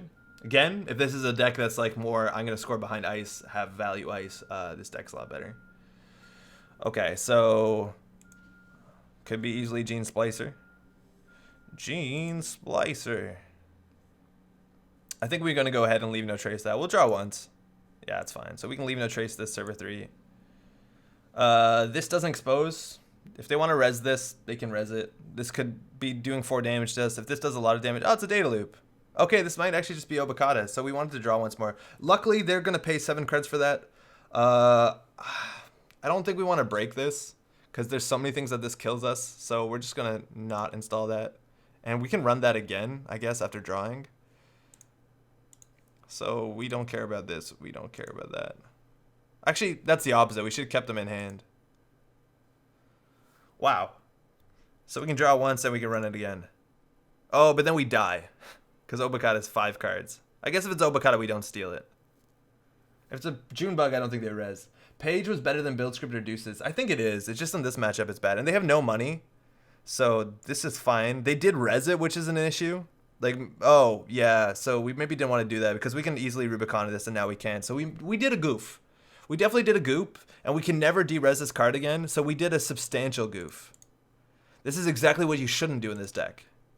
And our draw sucks now.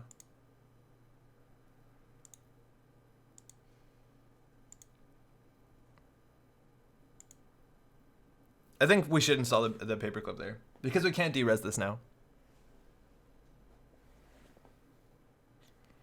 I think we draw twice, run HQ. Because if they're on 6 points, it's really bad. We took brute force out, power guys. That's a problem. Like I'm playing like as if we have brute force, but we can't de-res this now because we only have leave no traces. Yeah, let's die to Cortex Log. I guess that's a reason to install multiple Amakuas. Okay, so they probably need 3 credits for this, so this is not a threat right away. I think we want to draw twice, or draw once. It's fine. Run HQ. This could be a Cortex Lock. Could actually be lethal. That's maybe a mistake. So we see a Mushin. We get more on here. That's fine. Again, they can't really score this, so we can just try to draw into our answers here. And yeah, these are garbage. Yeah, we have no shutdown. We took them all out. We took everything out, and we need to get rid of that Maryland. I think we'll actually... Oh, they're Mushining again? Well, it's unlikely for that to be an agenda, considering that everything else looks like an agenda. So I think we can draw twice, run this. Yeah, that's fine. Did we die to Ronin? Yeah, sort of. So we don't care about this or this. We have 5 cards. Oh, it's a future perfect. Oh, that's ideal. So now this one doesn't matter that much. If we draw, we know what we're drawing into. If this is a Ronin, they can do 3 damage. Neural, they can't do both. So we're in really good spot, even though the deck did nothing. Leave No Trace was pretty good. I can't believe they spent 14 credits on this ice. I actually want to run this. If this is a Cortex lock, it does 4 damage. And if they score an agenda, they die. I want to make them have no money. That seems fun. Ow. Excuse me if that was loud. Okay, we're good. They can shuffle that away. That's fine. Get a Page Piper shuffle with the turtle install. Yeah, you can always shuffle your deck, actually. That's actually interesting. Like, we install Page Piper and then fail. Well, actually, I don't know how Page Piper is worded. Yeah, but you're right. We could shuffle our deck by failing to find extra copies. But now imagine they have a Kakugo in R&D. Like, we hit it, we D-rez it. When they res it, we get 2 credits. When they D-rez it, ooh, what's that? We don't need to give them money here. Let's draw once. Let's run R&D. Right? Like, if they res this, we D-rez it. I hope it's a Kakugo. It's not. We might just win here. Hedge fund. That's good for them, I guess. We don't need to check this. It's very unlikely. We've seen 3 future perfects. We haven't seen any Obakatas. If they score it, it's going to be kind of rough, but I think we're actually going to discard a card. Generally something you don't want to do, but we will. We will do it. And our turtle is getting pretty big. Our turtle can now deal with this, which is pretty sweet. Let's just draw again. There's a GPI net tab. Okay, so we're ready. Hopefully we don't lose this. Well, what just... Oh, there it is. And now the combo begins. Imagine we had 2 GPI net taps. Imagine we set up a bit faster. So now every time we hit a piece of ice, is this what's happening? Is this, did we freeze? We can expose the piece of ice, gain a credit, get an Amakua counter. If they do res it, we will de-res it. If they don't res it, we'll just get free accesses. This is, it's incredible. It is, what's going on here? Okay, just slow. Curious about the idea of this PE deck. I'm not sure just yet. It looks like they're just motioning things.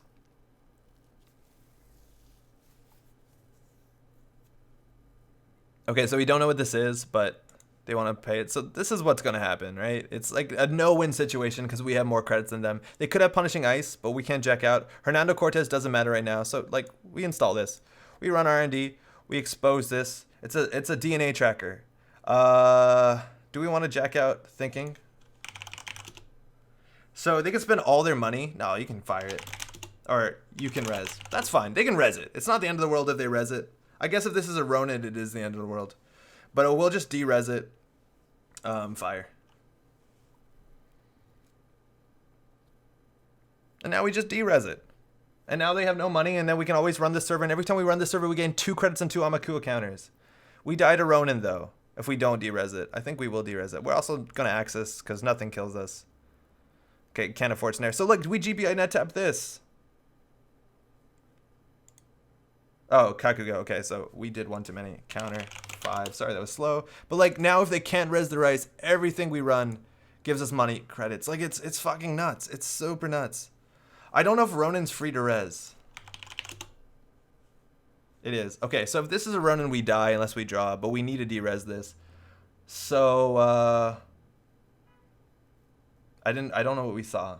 What did we see? I went to go check Ronin. So we can de-res this for 6 credits. And then we die to, specifically we die to Ronin. What's the chance it's a Ronin? Kind of high. If it's a Ronin, whatever, we die. We spend 6 on that because Kira's fired.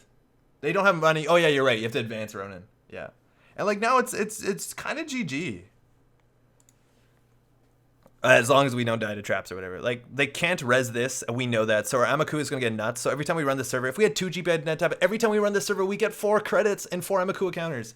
And they'll never be able to res it because we'll always credit advance click. Yeah, they could.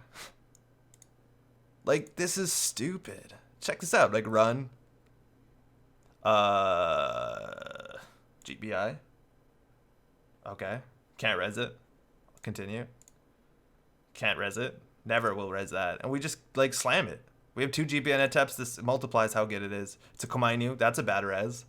This is strength 9 now. We can basically do whatever we want. And we don't need to click for credits anymore. We don't need money. Like, we're just going to do this again because this is basically like Magnum Opus, but strictly better because it makes Amakua disgusting. Like, our Amakua just gets 3 strength for 1 run and we get 2 credits. This seems dumb. And we didn't set up particularly fast. We could have multiple GBIs, but this is dumb.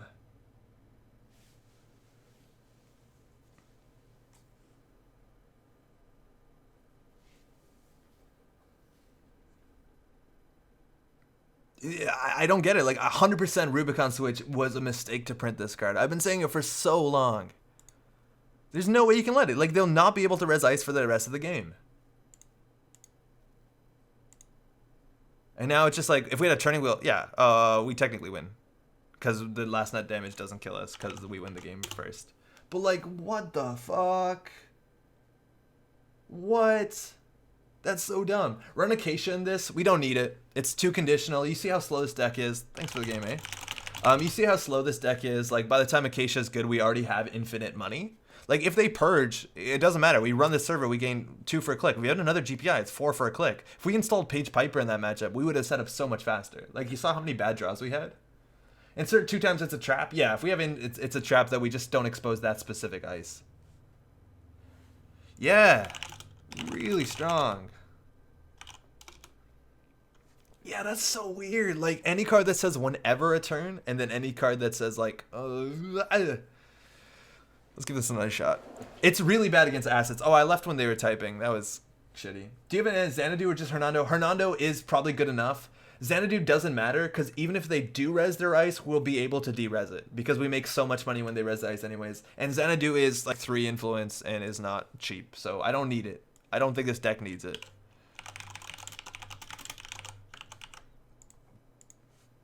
Hernando's really good too, also, because we're giving him credits with Peace in Our Time, and that generally is a better text than Xanadu regardless. Now, there are bad matchups. Like, we're not good against Acid Spam 100%, and maybe that's how you balance a deck out. I'm not a fan of that sort of design, but yeah, I guess we could just put tech cards in there. Like, we have Influence, maybe we play Scrubber. Casual play only, what's going on here? Oh, okay. It's just future cards. So, I don't know, Jinja City Grid is really good for us, because they build this disgusting server. No Econ. Rubicon's good, though. I think we mulligan this. Gotta get to 6 points. What are they playing that's new? They're probably playing the new 5-3. Maybe they're trying to punitive us. This hand's a lot better. That's a really good hand. Greeting from NDG. The neighborhood?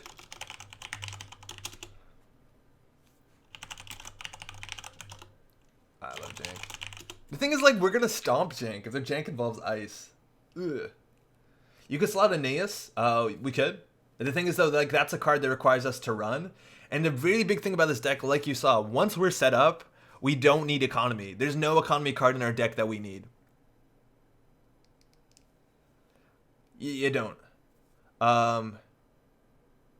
So, like, I'm not that hot onto Aeneas because it's a setup card. It's slow, all that sort of stuff. Like, it's not strictly necessary.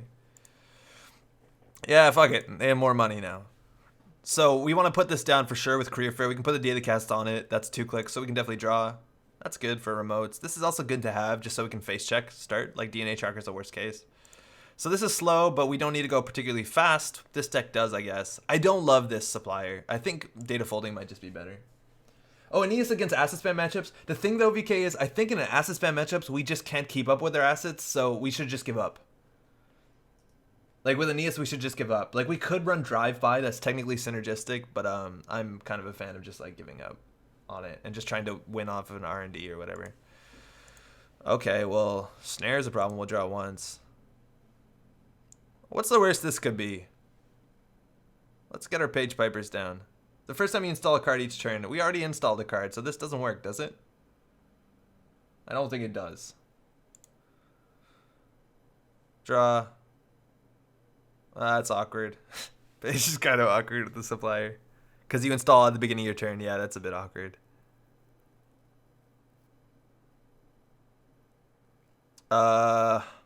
We want to get page value, though. Fuck. You see, right? Shouldn't have done that. So we can host them there and just not install it. That's fine, whatever. Next turn we'll page and then go. Yeah, so page doesn't give us a lot of value because we drew the other page. We could have got a better draw there. Oh. Oh. Oh. This is going to be fun. Are they running all the 1-point agenda things? That's wild. What is going on here? That's 4 influence out of 10 or 12. Whoa. Okay. We're not going to install that wildly enough. So we're going to remove all the other copies of page. 1. So now we get some value. Career fair is good. That's fine. They didn't technically score an agenda. We can overdraw and throw this page. We just need to set up. And Earthrise is a fantastic draw. Actually, maybe page is bad. Because, like, we're going to install a daily cast. And do we want to remove the other daily casts? Probably not. 6 points you can't steal. I think we got to start checking stuff, too. Like, we'll go check that. That's fine. No. We can draw once. Run server 3. This probably is Gene Splicer, if you ask me. Like, I think that's what their jank deck is. It's like acid points. Yeah, there you go, Gene Splicer. We lost that. And our Earthrise. That's kind of bad. We can draw once and host this, and we're off. Well, remove the other Kiros, which is good. Good reason to run Harmony. This also might be the NBN card that says, like, Franchise City or whatever. There's a chance. We just got to check things. So we're not going to tunnel too hard onto our plan. Oh, 1. So what's bad here? Not too much. Losing this would suck. Losing that Earthrise is a really big deal because our card draw is so bad. Mental health clinic. Yeah, we don't want them to have money.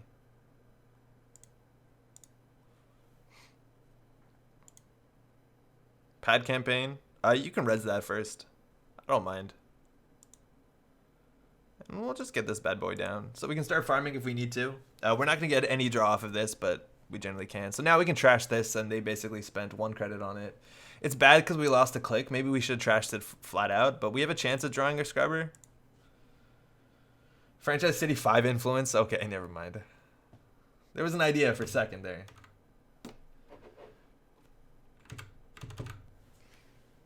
And not much they're doing. We can let this go for a bit. It's not going to be that big of a deal. Once we shut down their economy with if we draw a Rubicon switch, like, we'll be fine. This click a turn is not going to matter that much. All right, let's go. Special order doesn't matter. We have everything we want. That's really good.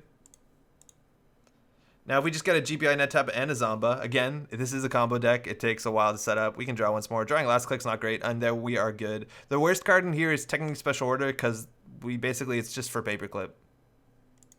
Because we lost our Mongoose. And I don't think we need a paperclip. We don't need paperclip in this deck. Maybe modded's good. Maybe we drop Page Piper and just start playing modded over and over again. I don't know. We just need to go a bit faster. We need more draw.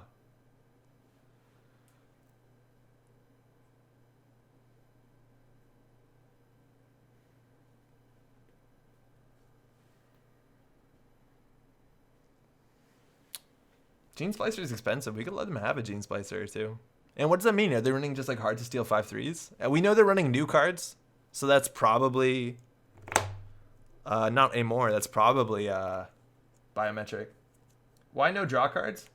Deuce's Wild probably is okay, but it's not particularly that good of a card. I don't know. We need card slots for Deuces. I just don't like that card. Like what? Gain a credit, draw 2? Oh, yay. That's like Matt, the other one. By whatever, that one influence card. That's kind of a meme. I don't know.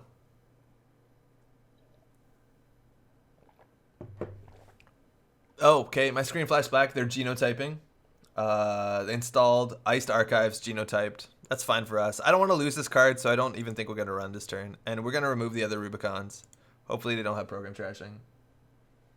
You can use it for Expose. Yeah, but Expose doesn't... Like, by the time we're set up, we don't need it for Expose. And it only exposes Ice. Like, we're already so good at exposing Ice. That's the problem. It's like... Yeah, build script, that's it. It's like, once we're set up, we don't need any more other Expose cards. That's the way I see it, at least. I guess we can host these. None of these cards doesn't matter that much. We'll go check out what this is. Player in my meta always plays build script over Deuces. I think that's strictly wrong. Unless your deck has 0 credits all the time. Because you're like a drug dealer deck, I guess. It's a mean one. And that's an echo chamber. So glad we got that. That's influence out of the game. And we have the Zamba as well. It's all set up. We're good. We're cool. We'll install the Zamba first because it removes the other Zambas from the game that we won't draw. And because we want to get our Page Piper value as much as this. This deck doesn't look like it's trying to mill us out. That's really good. Okay. Looks like they got upgrades. I sometimes played build script and deuces. Yeah, I think it's fine to play build script if you're running already 3 deuces. I think that's acceptable. Or I think that's reasonable. So this is probably another Gene Splicer. Again, we don't care. So we'll run this. Nothing kills us here, he says. Expose on deuces helps after a purge. The thing is, we have GPI net tap. If we run, we get we get tokens, right? Mr. Lee is too slow for this deck. Diesel's too much influence. And doesn't do that much unless it's in your opening hand.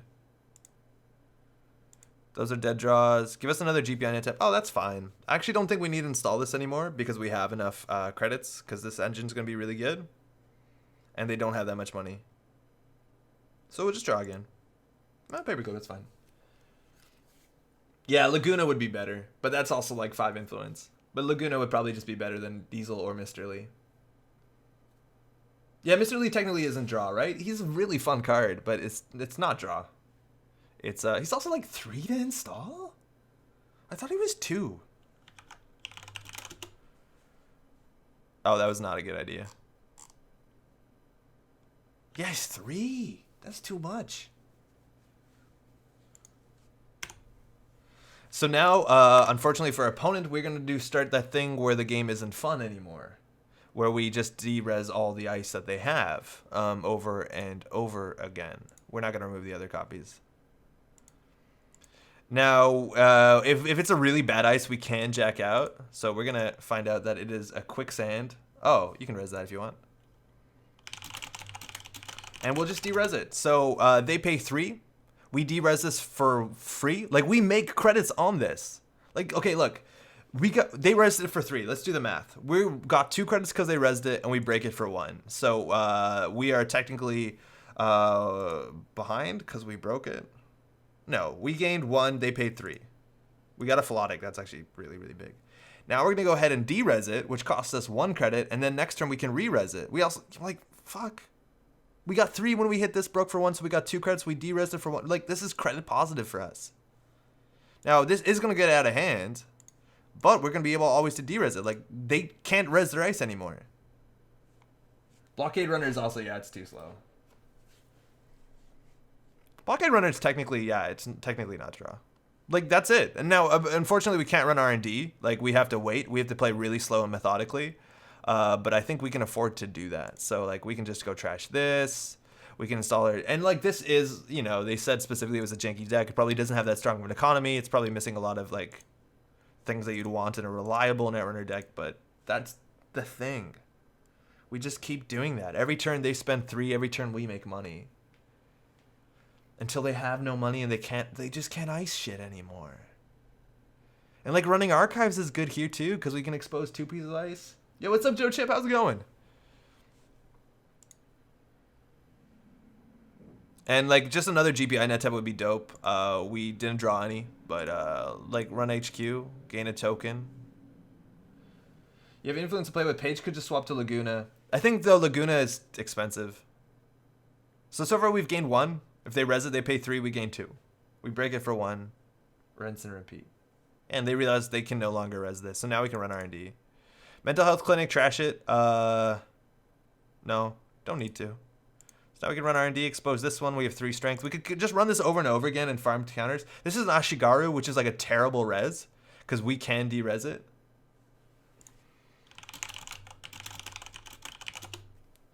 I've seen Fisk investment be pretty effective in these styles of decks. Yeah, Fisk might be okay. The thing is, like, we're really slow, and if we let them Fisk and then they spam assets, or like Fisk and they build a remote quickly, we're in a bad spot. They have a Chiashi on the top, so that is scary.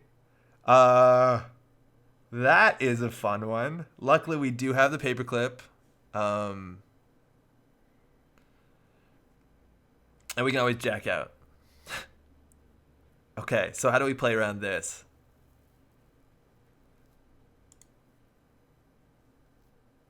So we don't want to run last click. That's like the worst thing we can do. We do have a paperclip though. So we'll be fine. We'll lose the top 4 cards of our stack. Andre's being a horrible person, arguably. Let's run archives. Let's see what this is. But like, oh man. It's a Cortex lock. They can res it if they want. It's not a good res. Faceplant and D-rez. I think that's what we're going to have to do. We're definitely going to D-rez it over and over again.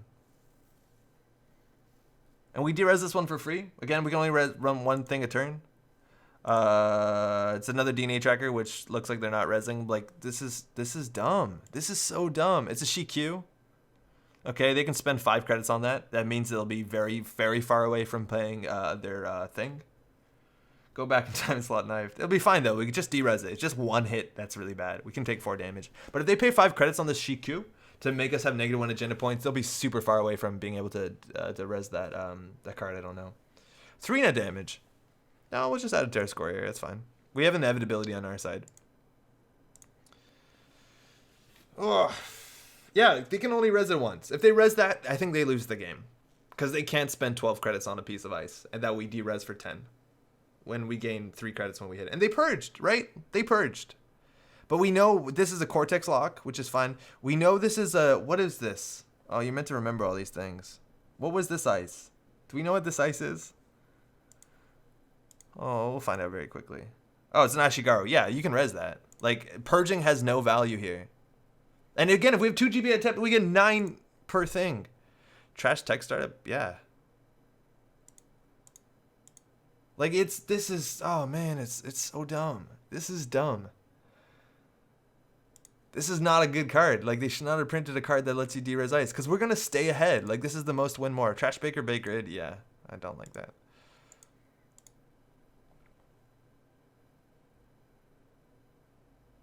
Right? Like, imagine they put 2 ice here and they couldn't res it. Like, every time we're clicking for 2 credits. And we can now run archives for Magnum Opus. Oh, we don't want to run last click, actually. It's important not to fuck that up. Don't run last click because then they can res the ice. Yeah. Yeah, VK has it in chat. Hedge fund. Okay, that's good for them. So we can draw and throw out our paperclip. I'm worried about that. I'd rather draw and throw out our supplier. Because it's useless. Oh, there's a second GPI net tap. So now this is click for 4 credits. Is this deck running Dean Lister to help Amakuo? No, we don't need to. We can rely on GPI net tap. Over and over again, GPI net tap. Because like they can never res this Ashigaru. They have to trash it because now we're going to install this. We'll click for 2, get 2 counters. I could see this getting restricted. It might. And they're recurring over and over again.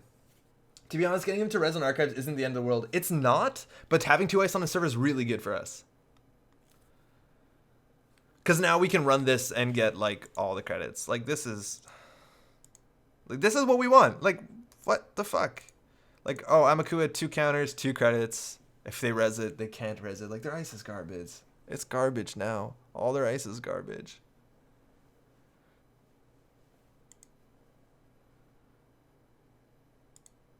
SSL endorsement. Oh, cool.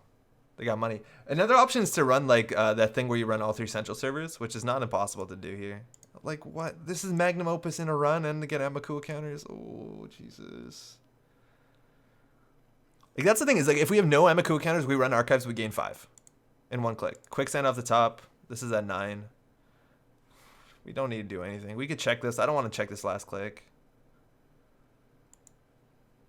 Fine.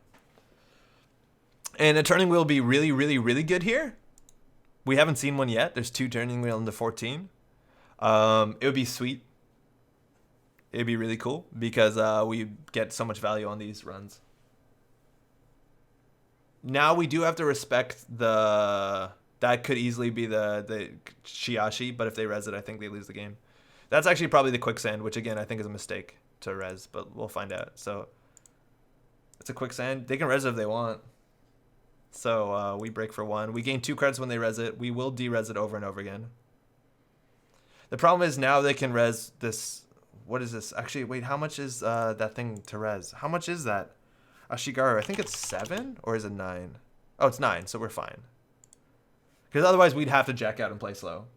Do you think this deck could run new Atom card for finding hardware? It's 5 influence. No. 5 influence you couldn't. It's too expensive and we don't have enough things to throw out. Another genotyping. Okay, so we just go ahead and D-rez this. Which costs us 1 credit. Yeah. It's disgusting. I don't understand how they let this be a thing. Like, their ice is garbage. It's like Cipher, right? Oh, they could get SSL money, but SSL is at the beginning of the turn. That's another CQ. Oh, don't forget your SSL credits. Thanks for reminding that. Crims are always in a tough bit of design. A lot of their signature effects always seem to have a very small ground between being underpowered and overpowered. Yeah, right? 3 net. No, add that to their score area. Because a single 3-pointer wins us the game, and they don't have money anymore. So we could run here. They could res the Cortex lock, which isn't that big of a deal. They can't res the DNA tracker. So yeah, I think running archives is fine. Yeah, it isn't implemented, so they have to do this manually. Yeah, the thing is, like, with, that's the problem with expose is, yeah, if 419 is really good and you're exposing every single card, that's really not a lot of fun. Yeah, if they res this, it's not a big deal. Unless they Marcus Batty this or something, and then, like, Jesus Christ.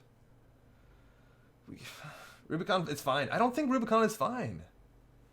I think inherently a card that says if I have more money than you and I'm in control of the game, I can de-res your ice whenever I want is an issue. I also think 100% the fact that there's cards that now steamroll and get better if you can't res ice are printed. And they still have that Chiashi in hand. How do you play against Rubicon? There's no way to play against Rubicon. Go fast, res your own ice. Those are the ways. But, like, if run ice has a punishing face check, like, Quicksand's a really bad ice. I think the worst ice possibly against Rubicon is, like, Hadrian's Wall. Anything that's just, like, a big barrier is really rough. What do the gender credits happen? Right now, it's your choice. The card isn't implemented. Otherwise, it would have offered. Some feels like it could be more busted. It feels like it could be, but any card that says whenever has a chance of being busted. Install 1 beefy ice per server and purge. Purging doesn't matter. Oh, of course. Purging doesn't matter that much, right? Because we can always run this server and gain 5 counters. 5 counters. And we also technically have breakers if we wanted to put them in this deck. And they purged. You see, like, they purged. And purging does not matter. Am I going to eat my words on that? No, purging doesn't matter. We also should trash this. Like, look, we already have 4 counters this turn. Yeah, executive boot camps. Batty and Zed are fine, but we have more of these. Like, purging is fine. It's really not a big of a deal. Purging when they have low credits is not a big deal. If they have a lot of credits and they purge, it can be rough. Because if they res this, we have to jack out. But if they don't res this, we get 5 counters. Also, we make money when they res. Like, that's also the thing we talked about the deck before about adding, like, economy, like Acacia or what have you. Like, we don't need money anymore. We're not going to draw any cards, which sucks. That's the worst thing. How did Amaku gain 2 counters? I exposed the ice with GPI net tap. So it gains counters whenever I expose a card. Yeah, expensive ice is a problem. Yeah. Wake up call, Shattered Remains. Shattered Remains is fun. I guess trying to think of it optimistically, bootcamp versus Switch meta could be interesting. So we will, I think that's strength 3, so we can't break it. Purging only matters if the outside ice is punishing face check. Yeah. If it isn't, it isn't. Oh, sweet. Okay, so it got a counter. Like, the fact that this got a counter means that we can go through it and gain, like Armaku is already back up to 5 strength or whatever, and we just de-res this. Like, oh boy. Hey, Professor Plywood, what's up? I played this deck earlier and it got locked at my 10 with 2 DNA trackers and a Chiashi on centrals. If that's the case, run real breakers. Run Fems and stuff. But, like, we're just gonna do this crap over and over again. Like, this is dumb. I don't like the fact that we're not drawing. That's really bad. Yeah, they also have an open remote, right? Which maybe we should have left that just so we could get Amaku counters, but I don't think they're going to purge anymore based off of how that last turn went for them. Earthrise is good. That's actually a really good draw. We'll throw out the paperclip. I don't think we're going to need it. There's no way we're playing Peace in Our Time, actually, way more accurately. Yeah, what's up, Honey T? This deck is nuts. It is. It absolutely eats Glacier, just like VK says. It just eats Glacier decks. If you want to score behind ice, you want to play your Jinja City Grid, put 5 ice on a server, I'll come and click for 10 credits and get like 11 Hamaku counters if you can't res it. And we just need one 3-point agenda. We don't know what they're running them. They have 7 credits. They're purging. That's fine. Is it actually? Maybe it isn't fine. I guess we have paperclip. It's technically fine. Yeah, it's a new archetype, so it's hard to play around. Actually, trashing that mental health clank was definitely an issue. Not having a turning wheel also kind of sucks. So if we run this, they res it. Yeah, we'll just bleed them out of the money anyways, so this is fine. Like, it's just slow. Oh, they did that too fast. Counter 2. Credit. Oh, no. Credit.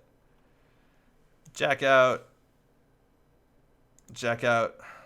D-rez. Like, they have SSL, which makes us okay, but they're just buying themselves some time. Right? Like, are they going to purge next turn? Because we're going to be able to break it next turn and get through everything. So, we don't even need to install the career fair. We'll draw it once. Oh, that's perfect. That's exactly what we need. Because now, do we want to remove other Earthrises? No, it's fine if we draw the last one. Oh boy. I guess the best non-silver bullet play against this archetype is Nasty Face Check on the outside. Yep, with Periodic Purging. They have so many net taps to avoid the face check. 100%. I think that'll do it. It makes it harder, but then you just tech like actual cards in here. Like we used to have Flashbang, and actually Flashbang is really good. Like we have the credits to play Flashbang. That's all of them. We have the credits to play Flashbang. You can also run like the Bird Breakers. You could run a Peregrine and then like D-rez ice manually. Like there's ways around it. They just purged again. That's fine because they're gonna lose another 3 credits this turn, and we're gonna draw cards. So now we're actually oh, that's a shame we drew that. It's not that bad actually. So now we're gonna just keep jacking out. If during deck building you have to choose between slotting silver builds and slotting some nasty face checks, that's not the worst thing. No, I suppose not. But like they're just buying themselves inevitability. Like they're just buying themselves a turn or two here. And that's all, folks. That's what we do here. Yeah, technically we'll never need this. I'll keep this in hand. It's fine to have in hand. Yeah, we can put a Fem or 2 in here. Like we have enough money to play Fem. Like we're doing super conservatively. Like we could let this res and then Fem it, but we're just gonna be obnoxious and just D-rez everything. And they just purged again. Again, eventually they'll run out of cards. We'll run out of cards as well. Hernando, not a lot of value right now. But now also we can run this, D-rez it, run HQ twice. Should just run HQ, that's better. Because if they res it, we can run here and get a lot of Amaku counters. Lost the game with his archetype to Turing? Yeah, it can be difficult. Turing, again, you can tech for that. You don't want to click through it because you can't D-rez it, so you might want to put one breaker. Underweight grid on all central servers, no problem. 100% that's how you do it. Hey Ian, is there a Netrunner to be linked to this deck? No, there isn't. Sorry. I'm gonna try and make a YouTube video so I can publish this deck because I think it's dumb. And like that, I think was a really not great res right now because now we can get all the value on R&D. Like all the value. Amaku is now strength 8 suddenly. And we got 4 credits for this run. I'm rooting for Glacier. AOT seems fine against this deck. It's not. You'll still run out of money. Their face checks are bad. I think I'm locked. Yeah, you might be.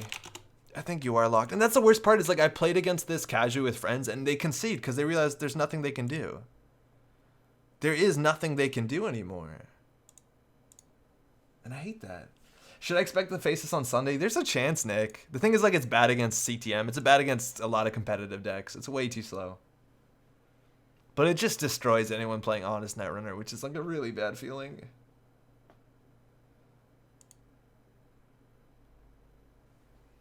You get a free res, you get a cheap res.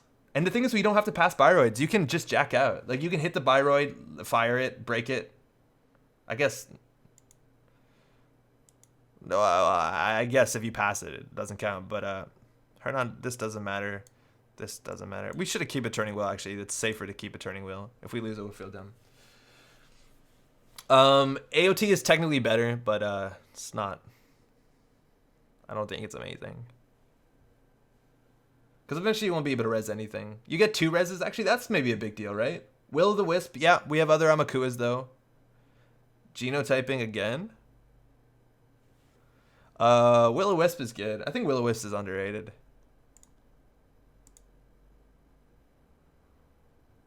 We don't need to check this.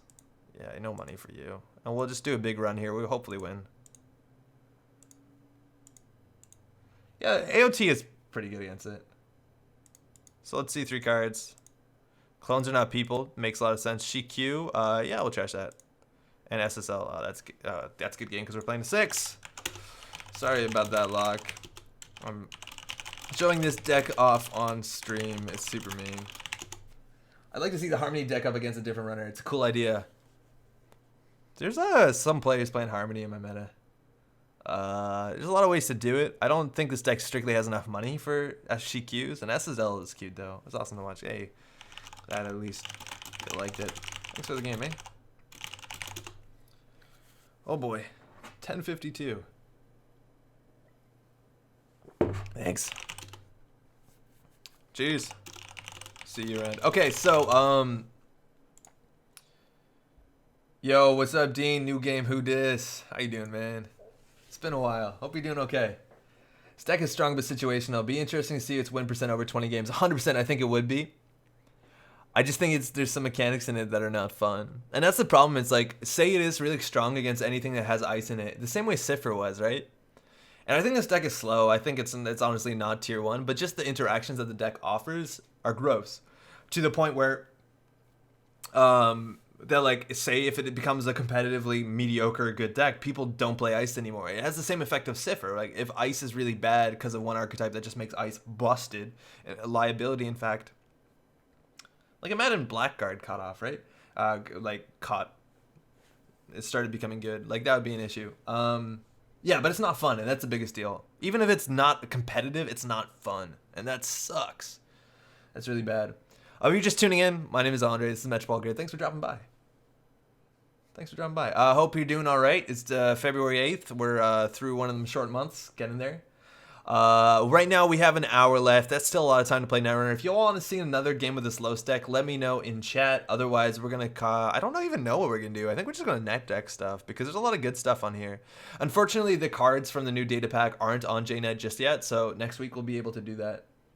My friend is on Harmony with 3 Obicot and 3 Bacterial. It's a fast game either way. I think that's totally fair. I think... what is it? 3 food, 3 GFI is... No, sorry. 3 GFI, 3... what's it called? Future Perfect is really good. I don't think this deck beats a single top 16 worlds deck. No, it probably doesn't. It's way too slow. It's not... Yeah, it's not going to do that. Maybe. Ooh, Cabanessa. So what do we play? Influence is a crutch? What's going on here? Wow, Influence is a crutch, huh? This looks fun. We could just do this. I'm so glad Blackguard and Emergent Creativity weren't ever legal together. It'd be good. Make a wizard deck. He's so good. I've heard good things. This Spags deck's running Shell Corporation? What? Why? What do we do in chat? What do we want to do? We're in the casual lobby. Yeah, it's killing in the casual lobby for sure. Yeah, it sounds a bit like a CTC deck, right? So this is Murphy's deck. I think he added RNG key and then says in the write-up it's not good. So that sucks. But this deck we played before on the channel. I like that deck a lot. What else do we have? We have more Adam. We played Adam already. Specs is even saying it's bad in the description. Ah, shit. Well, so much for that. Urban Renewal decks. I'm not the biggest fan. Don't love Smoke. Do we want to just build something? This is a Snatch and Grab deck. Not Snatch and Grab, mind you. Sorry. Door to Door. I know people like Door to Door. Monolith Adam. There's no value in that, Ben. I don't think it does anything for you. Do you want to try this? I know people like to play Door to Door decks or see them played. Make a custom biotics deck. The thing is, like, movable object with the new cards. I think there's some really cool cards that you actually could build a custom biotics deck. But the new data pack is probably really good for that because you have good ice and stuff. Okay, let's do what I wanted to do. No one said shit in chat, so. Taking matters into my own hands. We're going to play some of the new cards. We're going to play a Titan Transnational Fast Events deck. And we're going to spend 6 influence.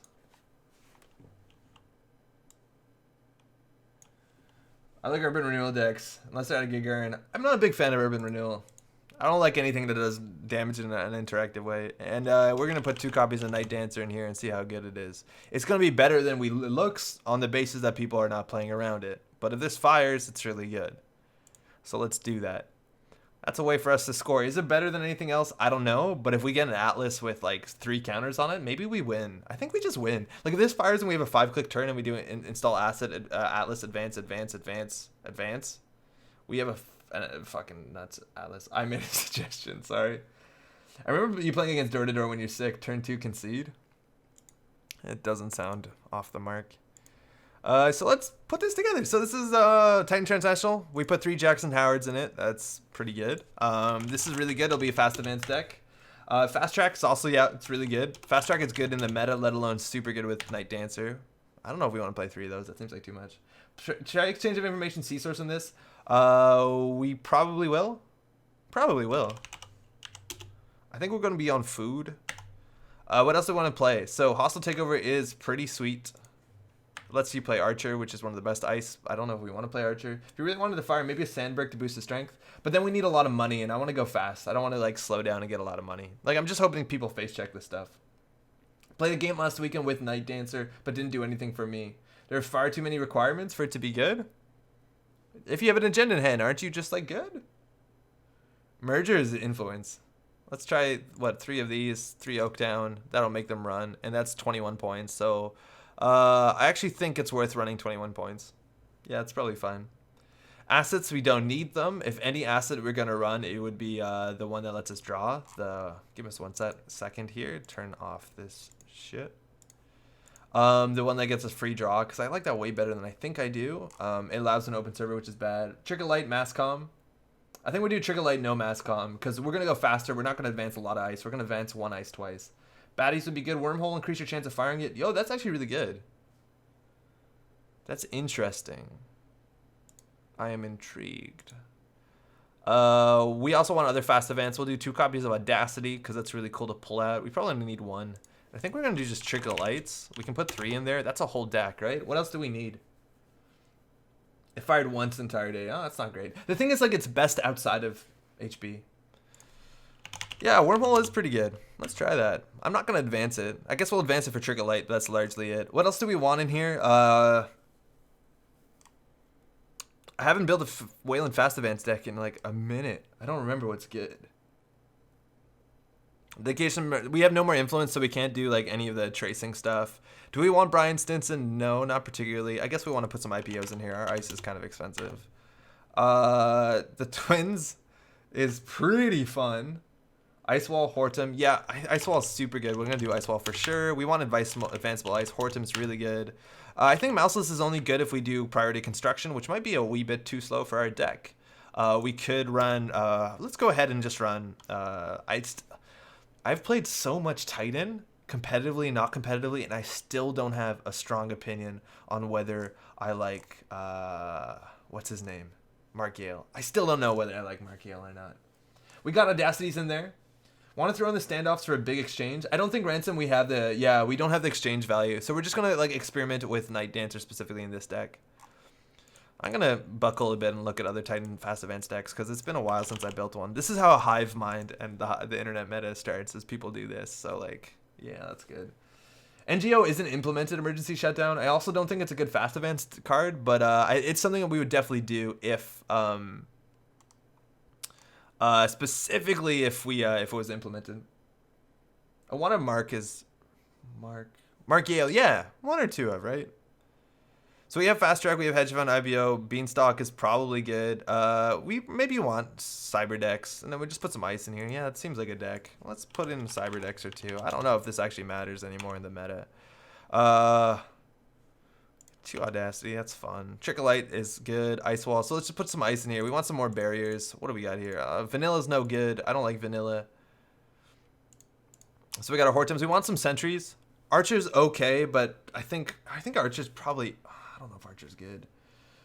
Hey, what's up, Electric? The problem with NGOs is it's not implemented on JNet this week. So I don't want to make that complicated. Yeah, Markio's fun. Try a baddie for Dancer. We don't have the influence, though. And, like, for that to work out, we're going to need to draw one of these 2-ofs and then one of a 2 of a baddie. It's going to be kind of hard. Yeah, NGO is really good. I'm not a big fan of Cobra right now. Tithonium is maybe worth a slot. It's surprising, at least. It's too expensive. I like Sapper a bunch. Definitely 1 Marimati for the least, considering sometimes we hold cards into HQ until we can fast advance them. I guess we'll do a Colossus. What else is good? What are we on? 40 cards? I feel like we're missing some operations that are like really key to this being good. Back to the Hive Mind. Macrophage, that's interesting. Enigma is good. Cobra, Colossus, Fast Track, Friends, Preemptive. Preemptive, I think, is too slow. I think I like Beanstalks a bunch. I think we just need more money because our ice is actually on the expensive side at this point. And we'll just put, well, we have 10, 13 ice. Let's put in 3 more ice. Veritas is fun against Epic Ultra. Veritas is really fun. Yeah, okay, we have enough money to put into Tithonium. And what else is fine? 2 more ice. We could do another card to jam into remote. There's nothing wrong with that. Horsem, Night Dancer, Wormhole. That's really good. Those are some really strong code gates. Our barriers are fine. We have 1 good one. Let's just get another sentry in there that has value. What's a good sentry that we like? Archer. I don't think we're going to be able to forfeit an agenda. We kind of want them.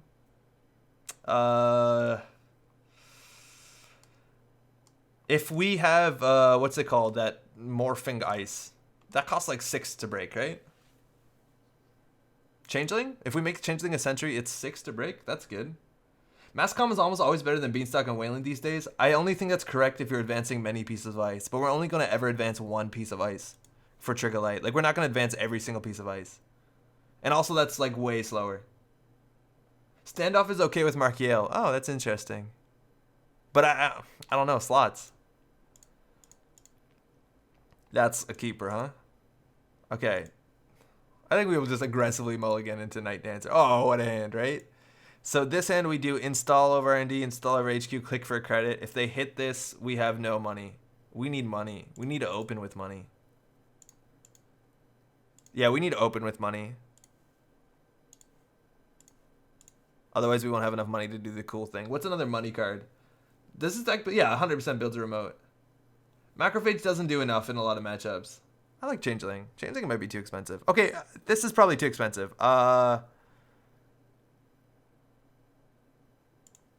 Let's add some money cards.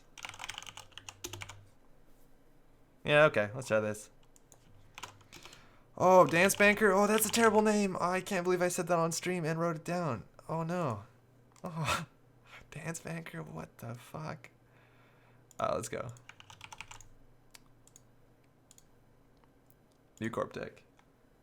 Netrunner Lord's changing is the self-adapting code that became Apex. Ew, ew, ew. That's canon, right, Ben? Dance Banker, that's... Whatever. I'll forget about it soon. Anson Rose is too slow. Stinson, I don't think we're going to pressure their economy. Like, those are the... I don't know, like, Stinson works if the runner fucks up. I guess it's good turn 1, but... Like, we're not pressuring their money. They don't have to interact with us. I'm not a big fan of Banker Dance. I actually like Banker Dance a lot better. I'll be honest. It sounds like break dance. Bank dance. Alright, so we're gonna not stop the stream until... Yo, what's up, Steven? NGO, it's just not implemented on JNet, so I'm gonna avoid it for now. Danker Green. That's actually really cool. Try a calibration testing thingy. I think it's strictly worse in this deck than Trickleite. It's way too expensive. If we had Breaker Bait Grid, yeah. Yeah. Okay, so we can't stop the stream until a Night Dancer fires. Which means we're going to stream till like 2, 3, which is fine. I had that green tea and now I'm just like totally focused, huh?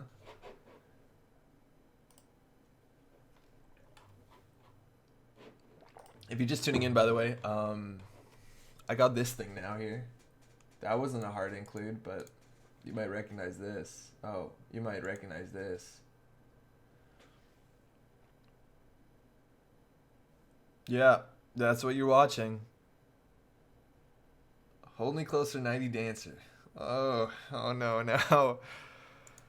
Oh boy. Oh, we got 24 hours of Netrunner ahead. Yeah, maybe it just takes that long for someone to join this game. I don't know. I think there's a fair bit of people playing in the test servers, so not that many people on here. Maybe a lot of people, a lot of people have store championships this weekend. Maybe they need to find out what cards are good. They gotta do their testing on the internet before they hit up that competitive, organized play scene. I think that's a big reason why there's only like half a game in competitive right now. If you didn't know, by the way, if you're just tuning in, there is a test server for this game.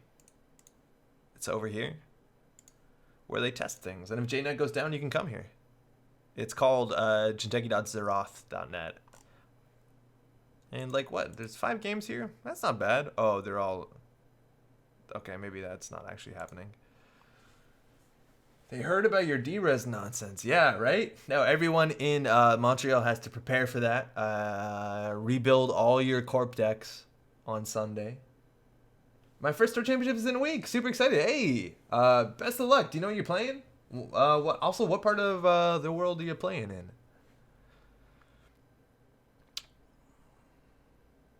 Is Titan Fest events good? There was like a big time where Titan was like a medium competitive deck right before Worlds, and I think on the basis that it didn't do well at Worlds or just wasn't represented above a certain point in the cut, people dismissed it. I think the biggest reason is that Claude is everywhere when people are playing like the competitive Haley, standard Haley that has all the Satcons, all the Clots.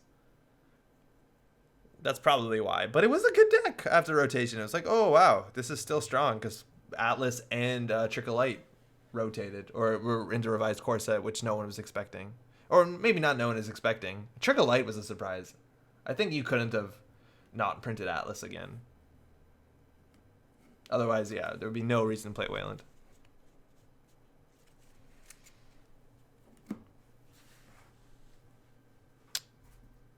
All right, Mad Dog's in there. They know about our 90 answers, so we're gonna have a long night. Face plant into it.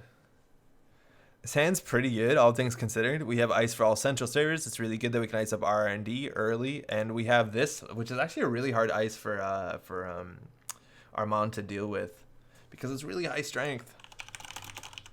Like, it's hard to deal with that with Dean Lister, Amakua, and it's hard to deal with it with anything else. Playing in Colorado, I have a pretty limited card pool, so I'm playing the only thing I could really win on JNet. Spam CI and Tapworm Haley. Count it. Stream off, go easy on me. Let's do it. It's a good enough hand. All right. So we're just going to ice up HQ with the best HQ ice, and we want this for a remote. They don't run R&D that often, so having a taxing piece in R&D is not that important if they're on spy cameras. Oh, please move face. Thank you. I think the decks you're picking are good. They're good decks. That's no doubt. So hopefully you have fun. There's the Fall Guy. Value. 2 credits, card draw. Sports Opera coming down. Tech Trader coming down. And they are off. And we have a Cybernetics Fire Suite. That's really good against Amakua. So I think we want to find out some fast advance. Sapper has some value if they run HQ. I think we want to put this on a new remote before they expose it somehow, and we'll get our money here. And then next turn we can install a Sapper, install advance a card if we top deck it. So Sports Opera draws 4 gains of credit. They could just mash out all their breakers, but they don't have a lot of economy right now. I think Fall Guy would be particularly good. They also have a chance of being on the source, which is hard to fast advance around. And they're going to come out with their breakers. That's a lot of them, too. Okay, we have Trickle Light. Let's go find something else. We have Mark Yale, which we could beta run on, but it's not actually that much value to do that. So I think we'll just want to put this in server 1. Maybe they inside job this. I don't know. Now, this is only good if they run other servers first, so it's actually kind of bad. We want to get an end the run in front of it to ensure that this ends the run. If something else ends the run, I guess we'll draw once more. And we have the Atlas, so we could go for the double advance here. I think we want to advance this one. We don't want to throw out a card. We'll just play the Beanstalks. It's fine. Next turn we do advance. Hopefully then we just pull out this Atlas, and they already, our Night Dancers are probably not going to fire. And they're gonna go start looking. If they find an agenda, it's pretty good for us. Also, once we get a Project Atlas token, we can shuffle the deck when they're running R&D. So if they see something on the top, we can use our Atlas token to grab it. That's really good. Picking up Quorum for the Violet level and the Tapworm. That's a good pack if it has both of those. Tapworm's kind of really good right now. And it's another spy camera, so let's get going. That's really good. So we want to definitely advance this to get the Trickle Light out. And we actually could just ice this up. If they have Inside Job, they still can't get into it. So I like building this good server one. And I think actually we'll install Advance the Atlas. Seems fine. There's not always a lot of ways that goofs us up. And having a lot of Atlas tokens is so good because then we can deal with their other 4 copies of Spy Camera. And they also probably are on deep data mining. A lot of people like that. They're going HQ here. They can't actually break this one. And now we have an end the run res. We don't actually have to res that ice wall. If some reason we don't care to. And I think we'll be greedy and we'll actually install Advance the Atlas. Might try an Atom deck. Haven't played Atom before. Atom's kind of difficult to play. There's a source. So we're going to go the slow way. So this costs us 6. This costs us 4. I think we're just going to go all in here. They might think it's a food and not run it. Also, the cool thing about this source is it does make this harder to score, but it doesn't give us fewer Atlas tokens. And this will give us a lot of Atlas tokens. I think this card, it was a really good idea for this deck. It's one of the best things we could possibly draw against our boy here.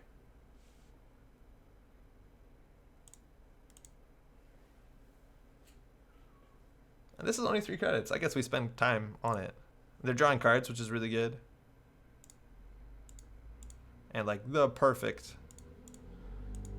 ice against Atom on a remote with an end the run. Even if they D-rez it with something like Maxwell James, it can be free to res if we want it to be free to res. And this is also going to give us the economy that we need for Mark Yale. Let alone it will trash the supplier if they don't put a fall guy down. Cool, we got him. Advance. So they used so far 1 spike, so ice walls actually have a lot of value. And we're gonna go for the big old 3 token Atlas. Looks like Cybernetics Fire Suite might be useful if they have playing Amakua. I think Colossus is actually pretty good because we can make it high strength. I'll throw out the Sapper. Cybernetics. Yeah, Sapper's fine. Yeah, program redundancy, so it's hard to keep him out.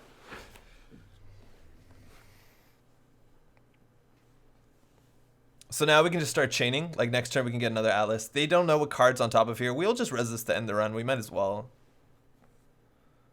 I don't see why we'd want to give them single access. And barriers on every single remote is a really big deal, considering they have to find either their permanent... Excuse me. They either have to find their permanent paperclip or find their Amakua, which is not that good against Ice Wall, because you can always purge and advance it, stuff like that. Oh, that's actually a really good draw. That's really good. It makes the Markiel even better, and it gives us credits, which we kind of dearly needed. So next turn we'll be on 5 points. If they can't produce a source, they basically lose, right? Because now we have enough tokens to get Audacity. This was huge, because now we can do Audacity, the second Atlas, and then we can Trickle Light the other Atlas. Like, the Atlas train is so alive and well. We did very little. Dean Lister's coming out. That means Amakua, but I don't think that's going to matter anymore. The game's entirely in R&D.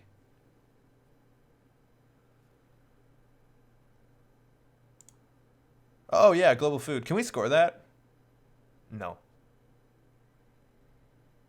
We would need Trickle Light, Audacity. Install Trickle Light. No, that's not possible. That's fine if we lose that. So we'll get the other Atlas. Put it into server 1. Install Trickle Light. 2. And we have 3 Atlas tokens and are on 5 points. This is so hard for them to deal with. Just don't accidentally spend the Atlas token for Markiel like I did the other day. Yeah. Yeah, it's going to be rough if we do that. It's so hard for them to win when they're on 0 points and there's only 1 Atlas. It's falling apart now.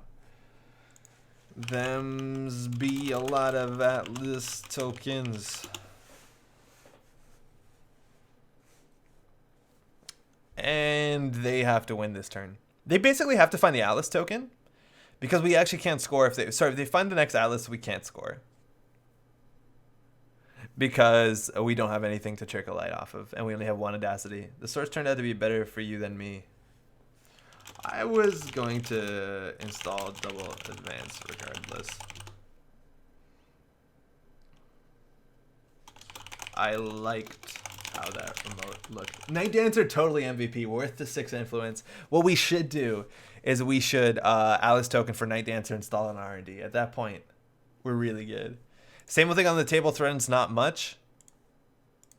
And that is a good game. Because we can do the Audacity, we can pull the Project Atlas, and the Atlas train is, again, alive and well.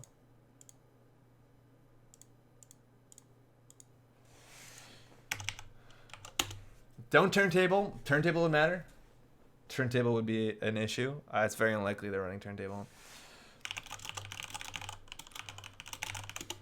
Yeah, okay. Well, that worked. Let's give that another shot. Let's find our Night Dancers. That was super fast, right? Like, this is what, turn 9? I thought it'd be faster.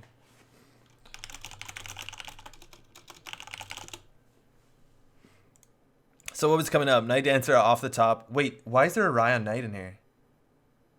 Oh, is that what Night Dancer is? Night Dancer is Ryan Knight? That's hilarious. Oh, that's good that we found that out. Holy shit. That's not nice. What? How does that work?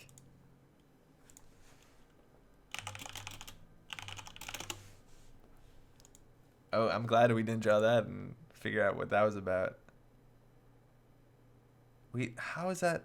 Yeah, 15 influence. Weird. Okay, so what's a 3 influence Wayland card? Yeah, Night Dancer's on the test server. So we need like a 3 influence Wayland barrier that's comparable. Hopefully it costs 6. I guess we can just run Fairchild 3.0. Oh, we're running Global Food. Actually, we can't do that. For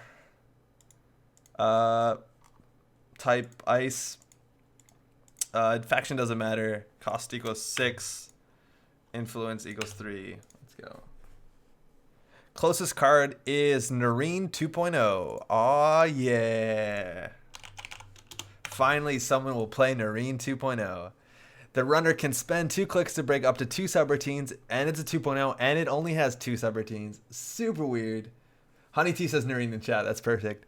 Deal 1 brain damage. Deal, mind you, is not a term used in Netrunner. Then there seems to be too many spaces, and then it says the corp may draw 1 card. This is a good ice, huh? We could play a game on the test server for sure, but I think we'd be waiting for far longer, considering already how long we waited on this one. Just to find a game, right?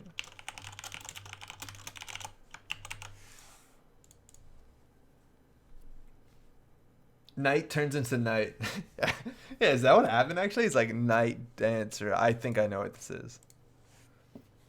Yeah, literally the most perfect card in all Netrunner existence. Get rid of that ice and exchange Sea Source. If we did that, we would run a different deck. Hey, how's it going? Like, I think we would run the 0-point agenda, and we'd run more money. But I don't think it's a bad deck. Well, thanks. Okay, let's get our Night Dancer value. Smokes go back. Got the Night Dancer in hand. Got 1 proxy. Oh, this is such a good Night Dancer card.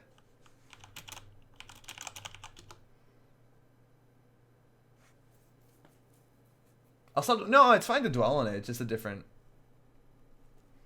This is a really good hand, because if they do face check into this, we can basically score this for free. And make money. Will do.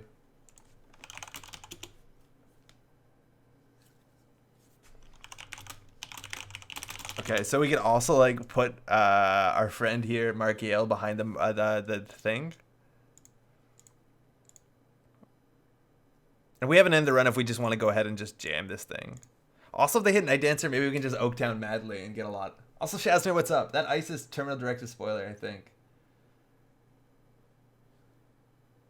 Is it Terminal Directive spoiler? This one, no. You're thinking of another one that looks like this that is a spoiler.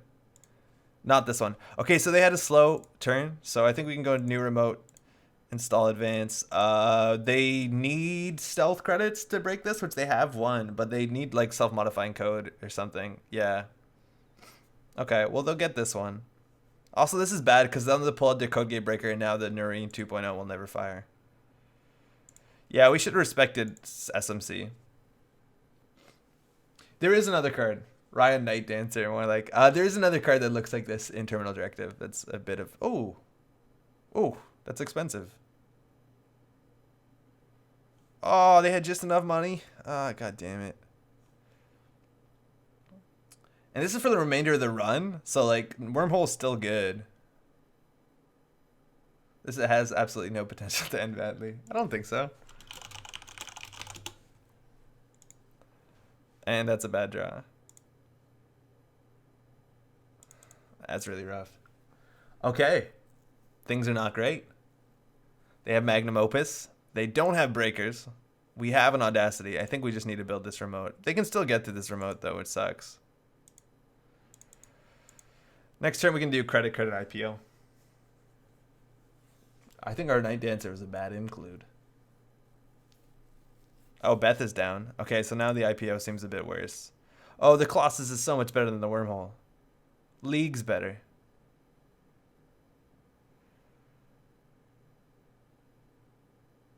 Huh. How do we deal with this?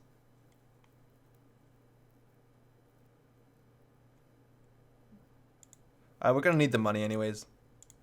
We give them a free card draw. It's fine. It's actually not great, but they need to find their Sentry Breaker because next turn is install this on the remote, install advance.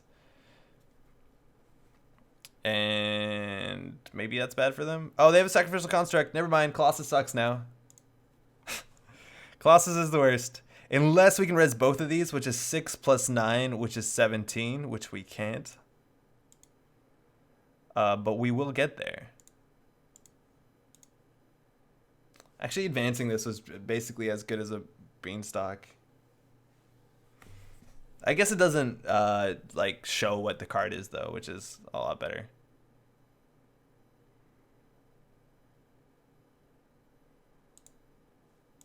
Okay, well, we're not good at scoring in an ice in a remote. Might as well do it now.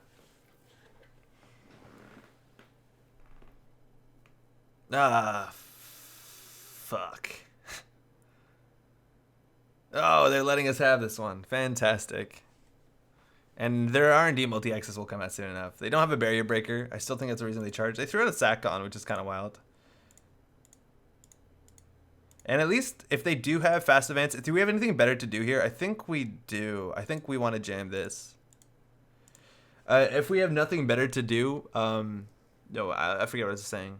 Oh yeah, if they use their self-modifying code, which they don't have any influence for, like it's going to be hard for them to find their paperclip or whatever their barrier breaker is, let alone thread and clot. Okay, let's think. Is this going to be expensive enough to matter? Yeah. This also gets rid of Beth, which is value. Like, I want to spend money here. And it's not... Yeah, it's fine.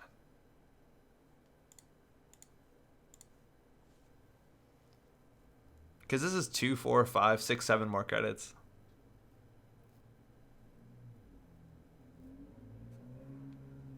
Wait, that's not enough. Oh, wait, hold on. You gotta boost.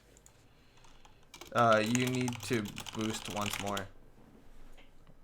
It's 7 strength. Influence for SMC? Sorry, not influence. MU, like memory space.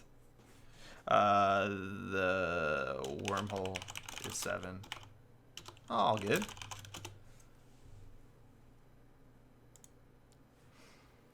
Okay. So we might as well use part of this. The question is whether or not we want to use all of it.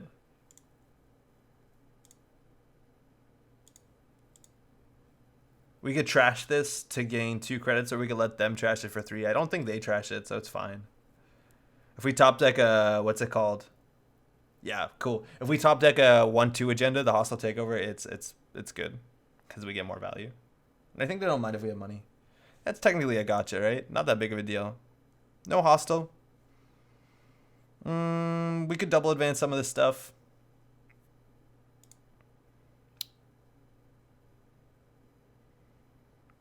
Stacking code gates isn't particularly good. We don't want to do that. So I think we'll just put this on R&D so we don't lose. And we can double advance this. And then next turn we could do advanced credit IPO, and then hopefully we have an Atlas we can trickle light it out. we'd have to draw the Atlas. So we can also Audacity here if we draw an Atlas. There you go. That's a perfect time to put this down because this actually ends the run. And there's your indexing. That's really brave to indexing against Wayland. Like, they have so many barriers that we could have rezzed. Ice Up Archives to slow the farming down? Farming of what exactly? Hey, Diceborn Heroes, I might have to put Night Dancer in my Titan deck for Calgary Store Champions this weekend. I hope it works out well for you. So far, it's done nothing. We've only played 2 games, though, and we didn't draw in one of them. Farming up, Chris, am I missing something? I don't know. Oh, farming, like, with Net Mercur? I think if they do that, it's, like, way too slow.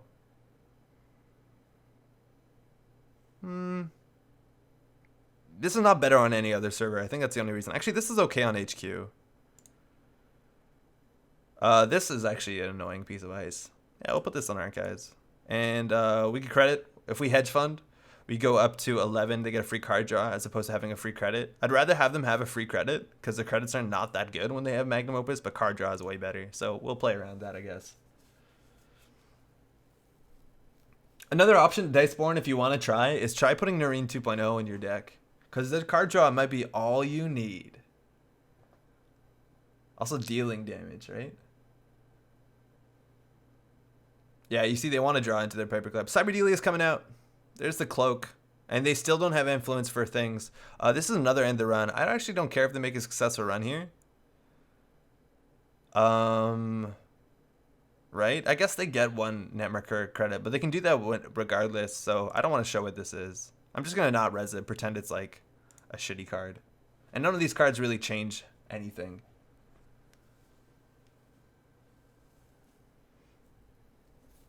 Like, we need punishing face checks on the outside. Okay, can they get into this remote? This they can let fire. This is 2, 4, 5, 6, 7 credits. They can 100% get into this remote, so this card is bad.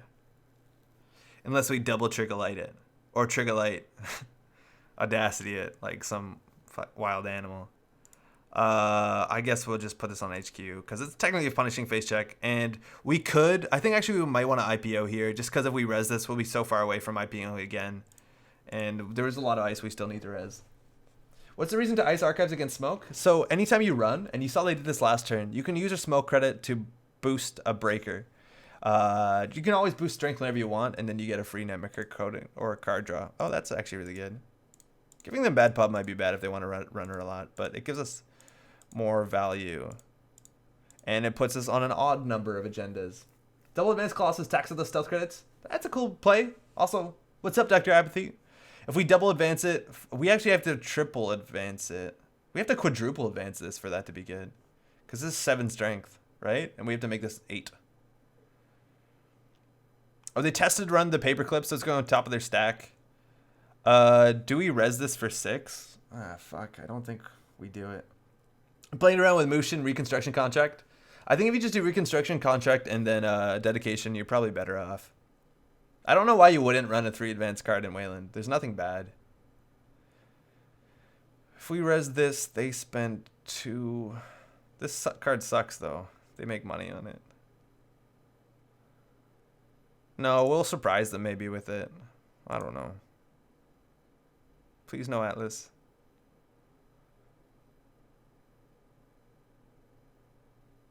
You're thinking about it. Yeah, it takes a lot of advancement for this to be good. And then it only taxes out 1 more stealth credit, which is not the best. They said, there's a big chance they found Noreen 2.0. There's a big chance. It's a bit of a chance they found the weird one. Oh, yes. Yes. The proxy. That's a Night Dancer. Okay. So this server always sucks. This is a face-up card. Another Kogate on here doesn't really matter. This honestly doesn't matter either. Oh, I guess they need to install advanced install. Like, they need to install their paperclip.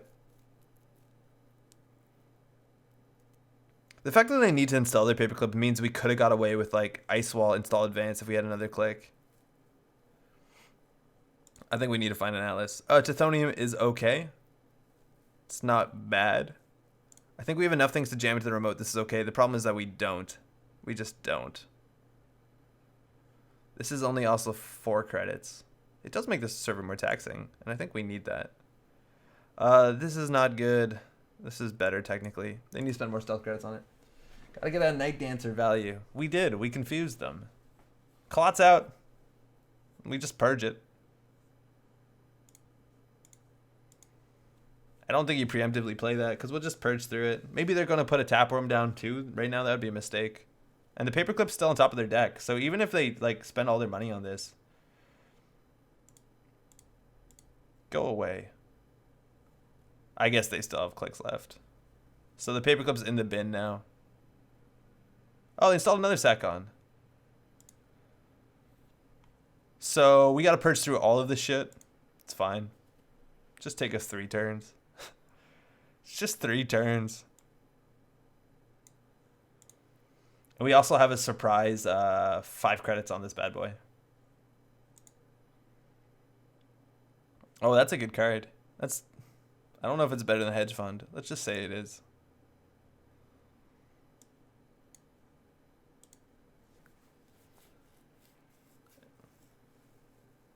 Oh, they're going for it.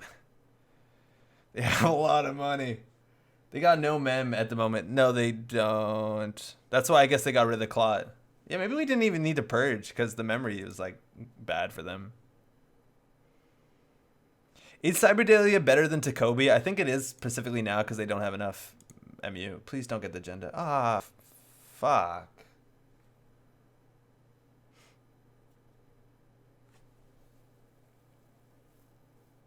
So they're running more than once a turn. The first time is really good because it's cheaper with Cyberdalia. The second time is not that cheap. Like this is 2. I guess they get a refund. I don't even know. And that's the thing is like if they go down to... Oh, they're running Archives. Oh, yeah, we res this, right? Oh, they break it for basically free. Yeah, no, we don't res this. This card's bad.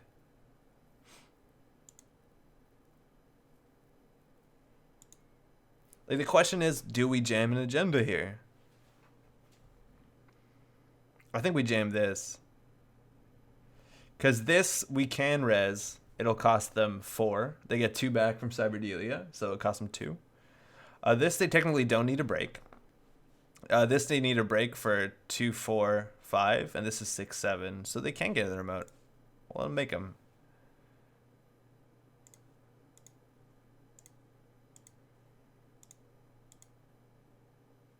Oh, this is actually really good on the remote too.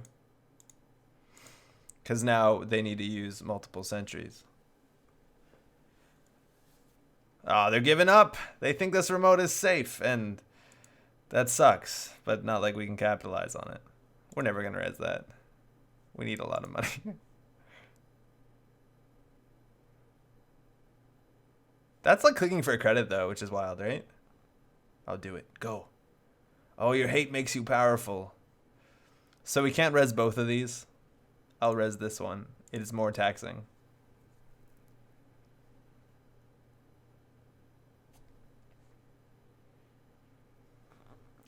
And we're not going to top deck the Atlas. They know that. But the server is expensive. And that's kind of annoying, you know? Like, we don't have any tricks. So it's just Magnum Opus and Breakers. That's enough. And as long as they don't, like, goof up their thing and overextend somewhere, we're fine. Like, they're fine, excuse me.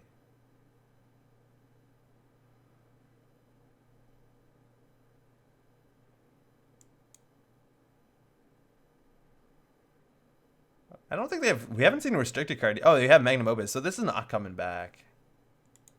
They still have 11 credits. So we're not going to res that.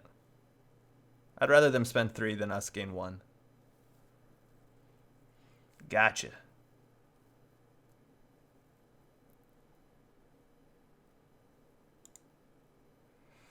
Draw. So now if we play this hedge fund, we have fewer cards in hand. So hopefully we just hold on to that. And if we hold on to this, and if we can score this from HQ, we have a chance. If they play an legwork here or an information sifting, we're in a really bad spot. But basically, if we score this Atlas, we have a big chance of winning because I don't think they can stop fast advance, and we have an Audacity in hand. So we can still squeak this one out.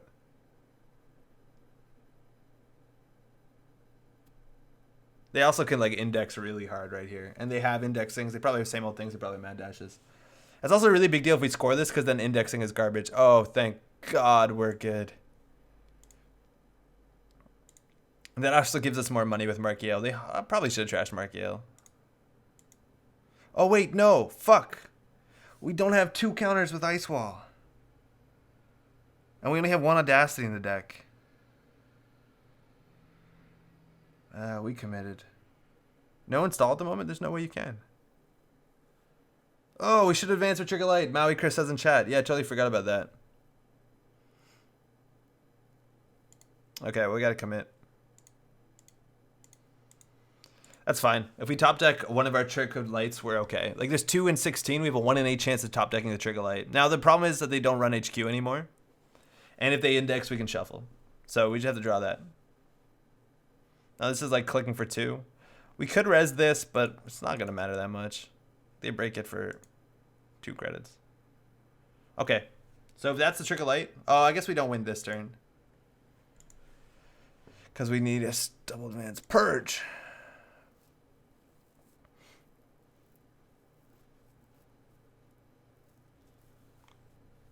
Okay. They threw out their Davy in the hunting grounds, which doesn't matter. So that's that. If we draw, it's actually kind of bad for us because then if we draw an agenda, it's easy for them to find it. So I think we're just going to like hang out here. I guess we could 4 advance this. Yeah, we don't really need money. He says. Because now in theory, there's maybe a double Trigger Light play if all the Oak Towns are out. No, that was kind of dumb. Yeah, there's no reason this is good. It just slows them down. Especially if they have to run through this multiple times a turn for indexing. I guess they break it for free still with Cyberdelia. Oh no, they pay 1 now. Ha, joke's on them. Trigger Light, we win. 2 and 15. Why do you have to purge? We didn't purge, but they hit Cybernetics Virus Suite. We technically, legally are not allowed to purge because it doesn't change the board state. And Diesel into Diesel, maybe they're looking for a scavenge to get back, they said nuts, ooh, to get back their clot. Oh, there's the indexing. They're doing that last click. That can't be right. That can't be correct.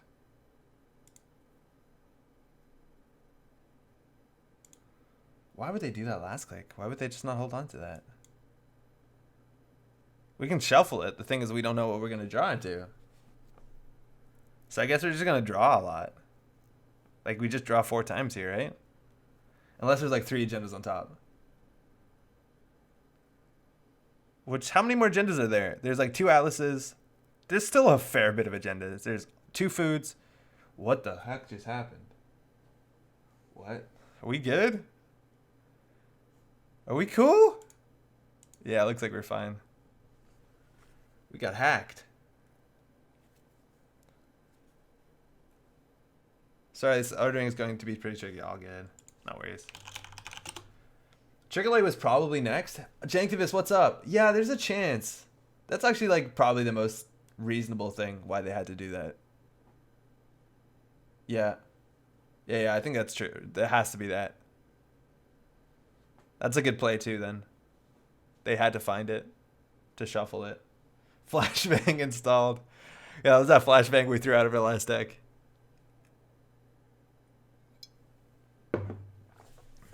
Discard mirror. I don't think this card's worth it, right? Like, having an amount of stealth credits is not an issue. Beanstalk draw. Global food, that's an HQ. That's a Trigger Light, so I think we draw once more. All right. Well, they have to get an agenda off the top of the deck, which they do know the 5th card. Oh, equivocation. Oh, oops. Oh, ooh. We could lose. The server's not taxing enough. I don't know whether we pull the Atlas out now. I don't think we do. They also know what this card is, right? So it's not going to be that bad. They should use their stealth credits. They're not. Oh, fuck. Yeah, there's definitely 2 Trigger Lights in that top 5. So I don't think they go HQ. They definitely go R&D. They should have used their stealth credits to put a stealth credit on here. They're wasting money. Or they're just not saving money. I think we probably don't win this. Right? Because how many points are there left? There's 1 Atlas in the deck, which we technically need. It's very important we find. Yeah, there's one Atlas in the deck. And there's 2 more of these. In theory, we could score 2 hostiles.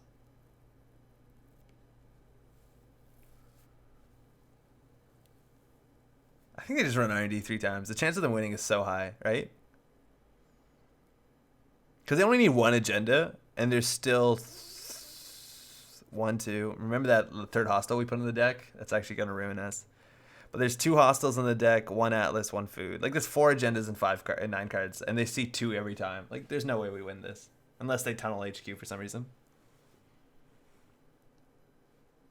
Probably had to pull Atlas if they run R&D. Yeah, it's definitely the right play. I think that agenda... Well, let's see. Because there's 1, 2, 3, 4, and 9. Or, is 3 and 9 better than 2 and 7? Yeah, math. Oh, imagine this was an archer. I wouldn't even be that good.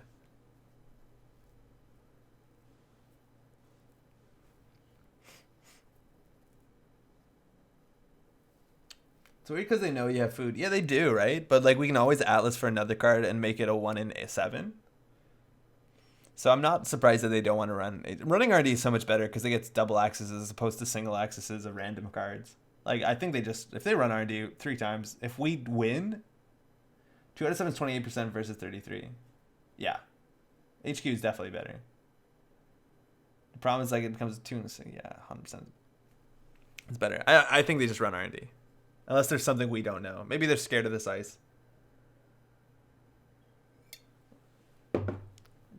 Excuse me. Now, Night Dancer didn't do well, but mind you, we played in a way where they got this down turn 1. And they were face checking when they didn't have breakers.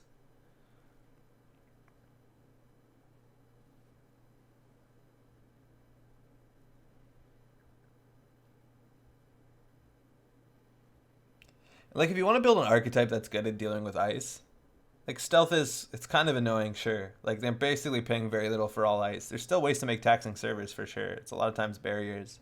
But, like, compare that to the Rubicon thing.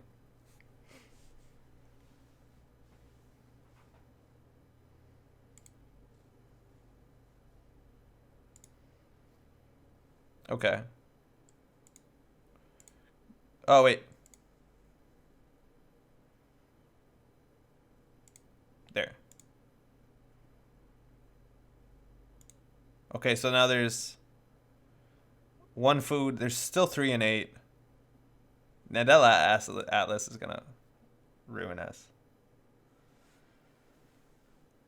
Oh boy. Ice Wall from the top. Yeah, there you go. Ah, GG. There's still a lot of agendas in there. That indexing play was really good. Yeah, there's no way we're gonna get out of that. They all had to be like the bottom 3 cards for us to have a chance. I guess they could have been like bottom 5 and we'd probably be fine. Versus drawing my second clot. Oh, wow. Yeah, if we didn't goof up that, like, the Trickle Light, it would have been a bit easier. That's 100% because we still would have Audacity in hand. So we had to advance this ice last click. It would have changed how they played. For sure. It's good to have backups. Yeah, I think I wouldn't have gotten the clot. No matter what, though, you're accessing for 2 cards, and there's still 7+ points out of the game. RD is always right. Yeah, that was a really good indexing play. That was super cool. I didn't even see like why they were doing it. It's like, oh wait, that's very clever. I underestimated my opponent. That's like a very shitty thing to do. Not only like personally, but as like, you know, at any sort of thing where you're facing off against someone. Gee, I want to be sure. Yeah, fair enough. Not sure why I got that Atlas so early. What do you mean? Sorry? A quarter chance on HQ? Yeah. That's way better. I'd rather you run HQ for a single than R&D, where There are 4 agendas in 9, and you see 2 cards.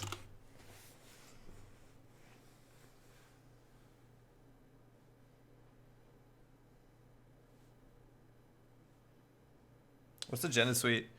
2 food, 3 Atlas and Oakdown, and 3 hostile. 21 points. Yeah, 21 points. Got us. It got us good. Cool. Cool.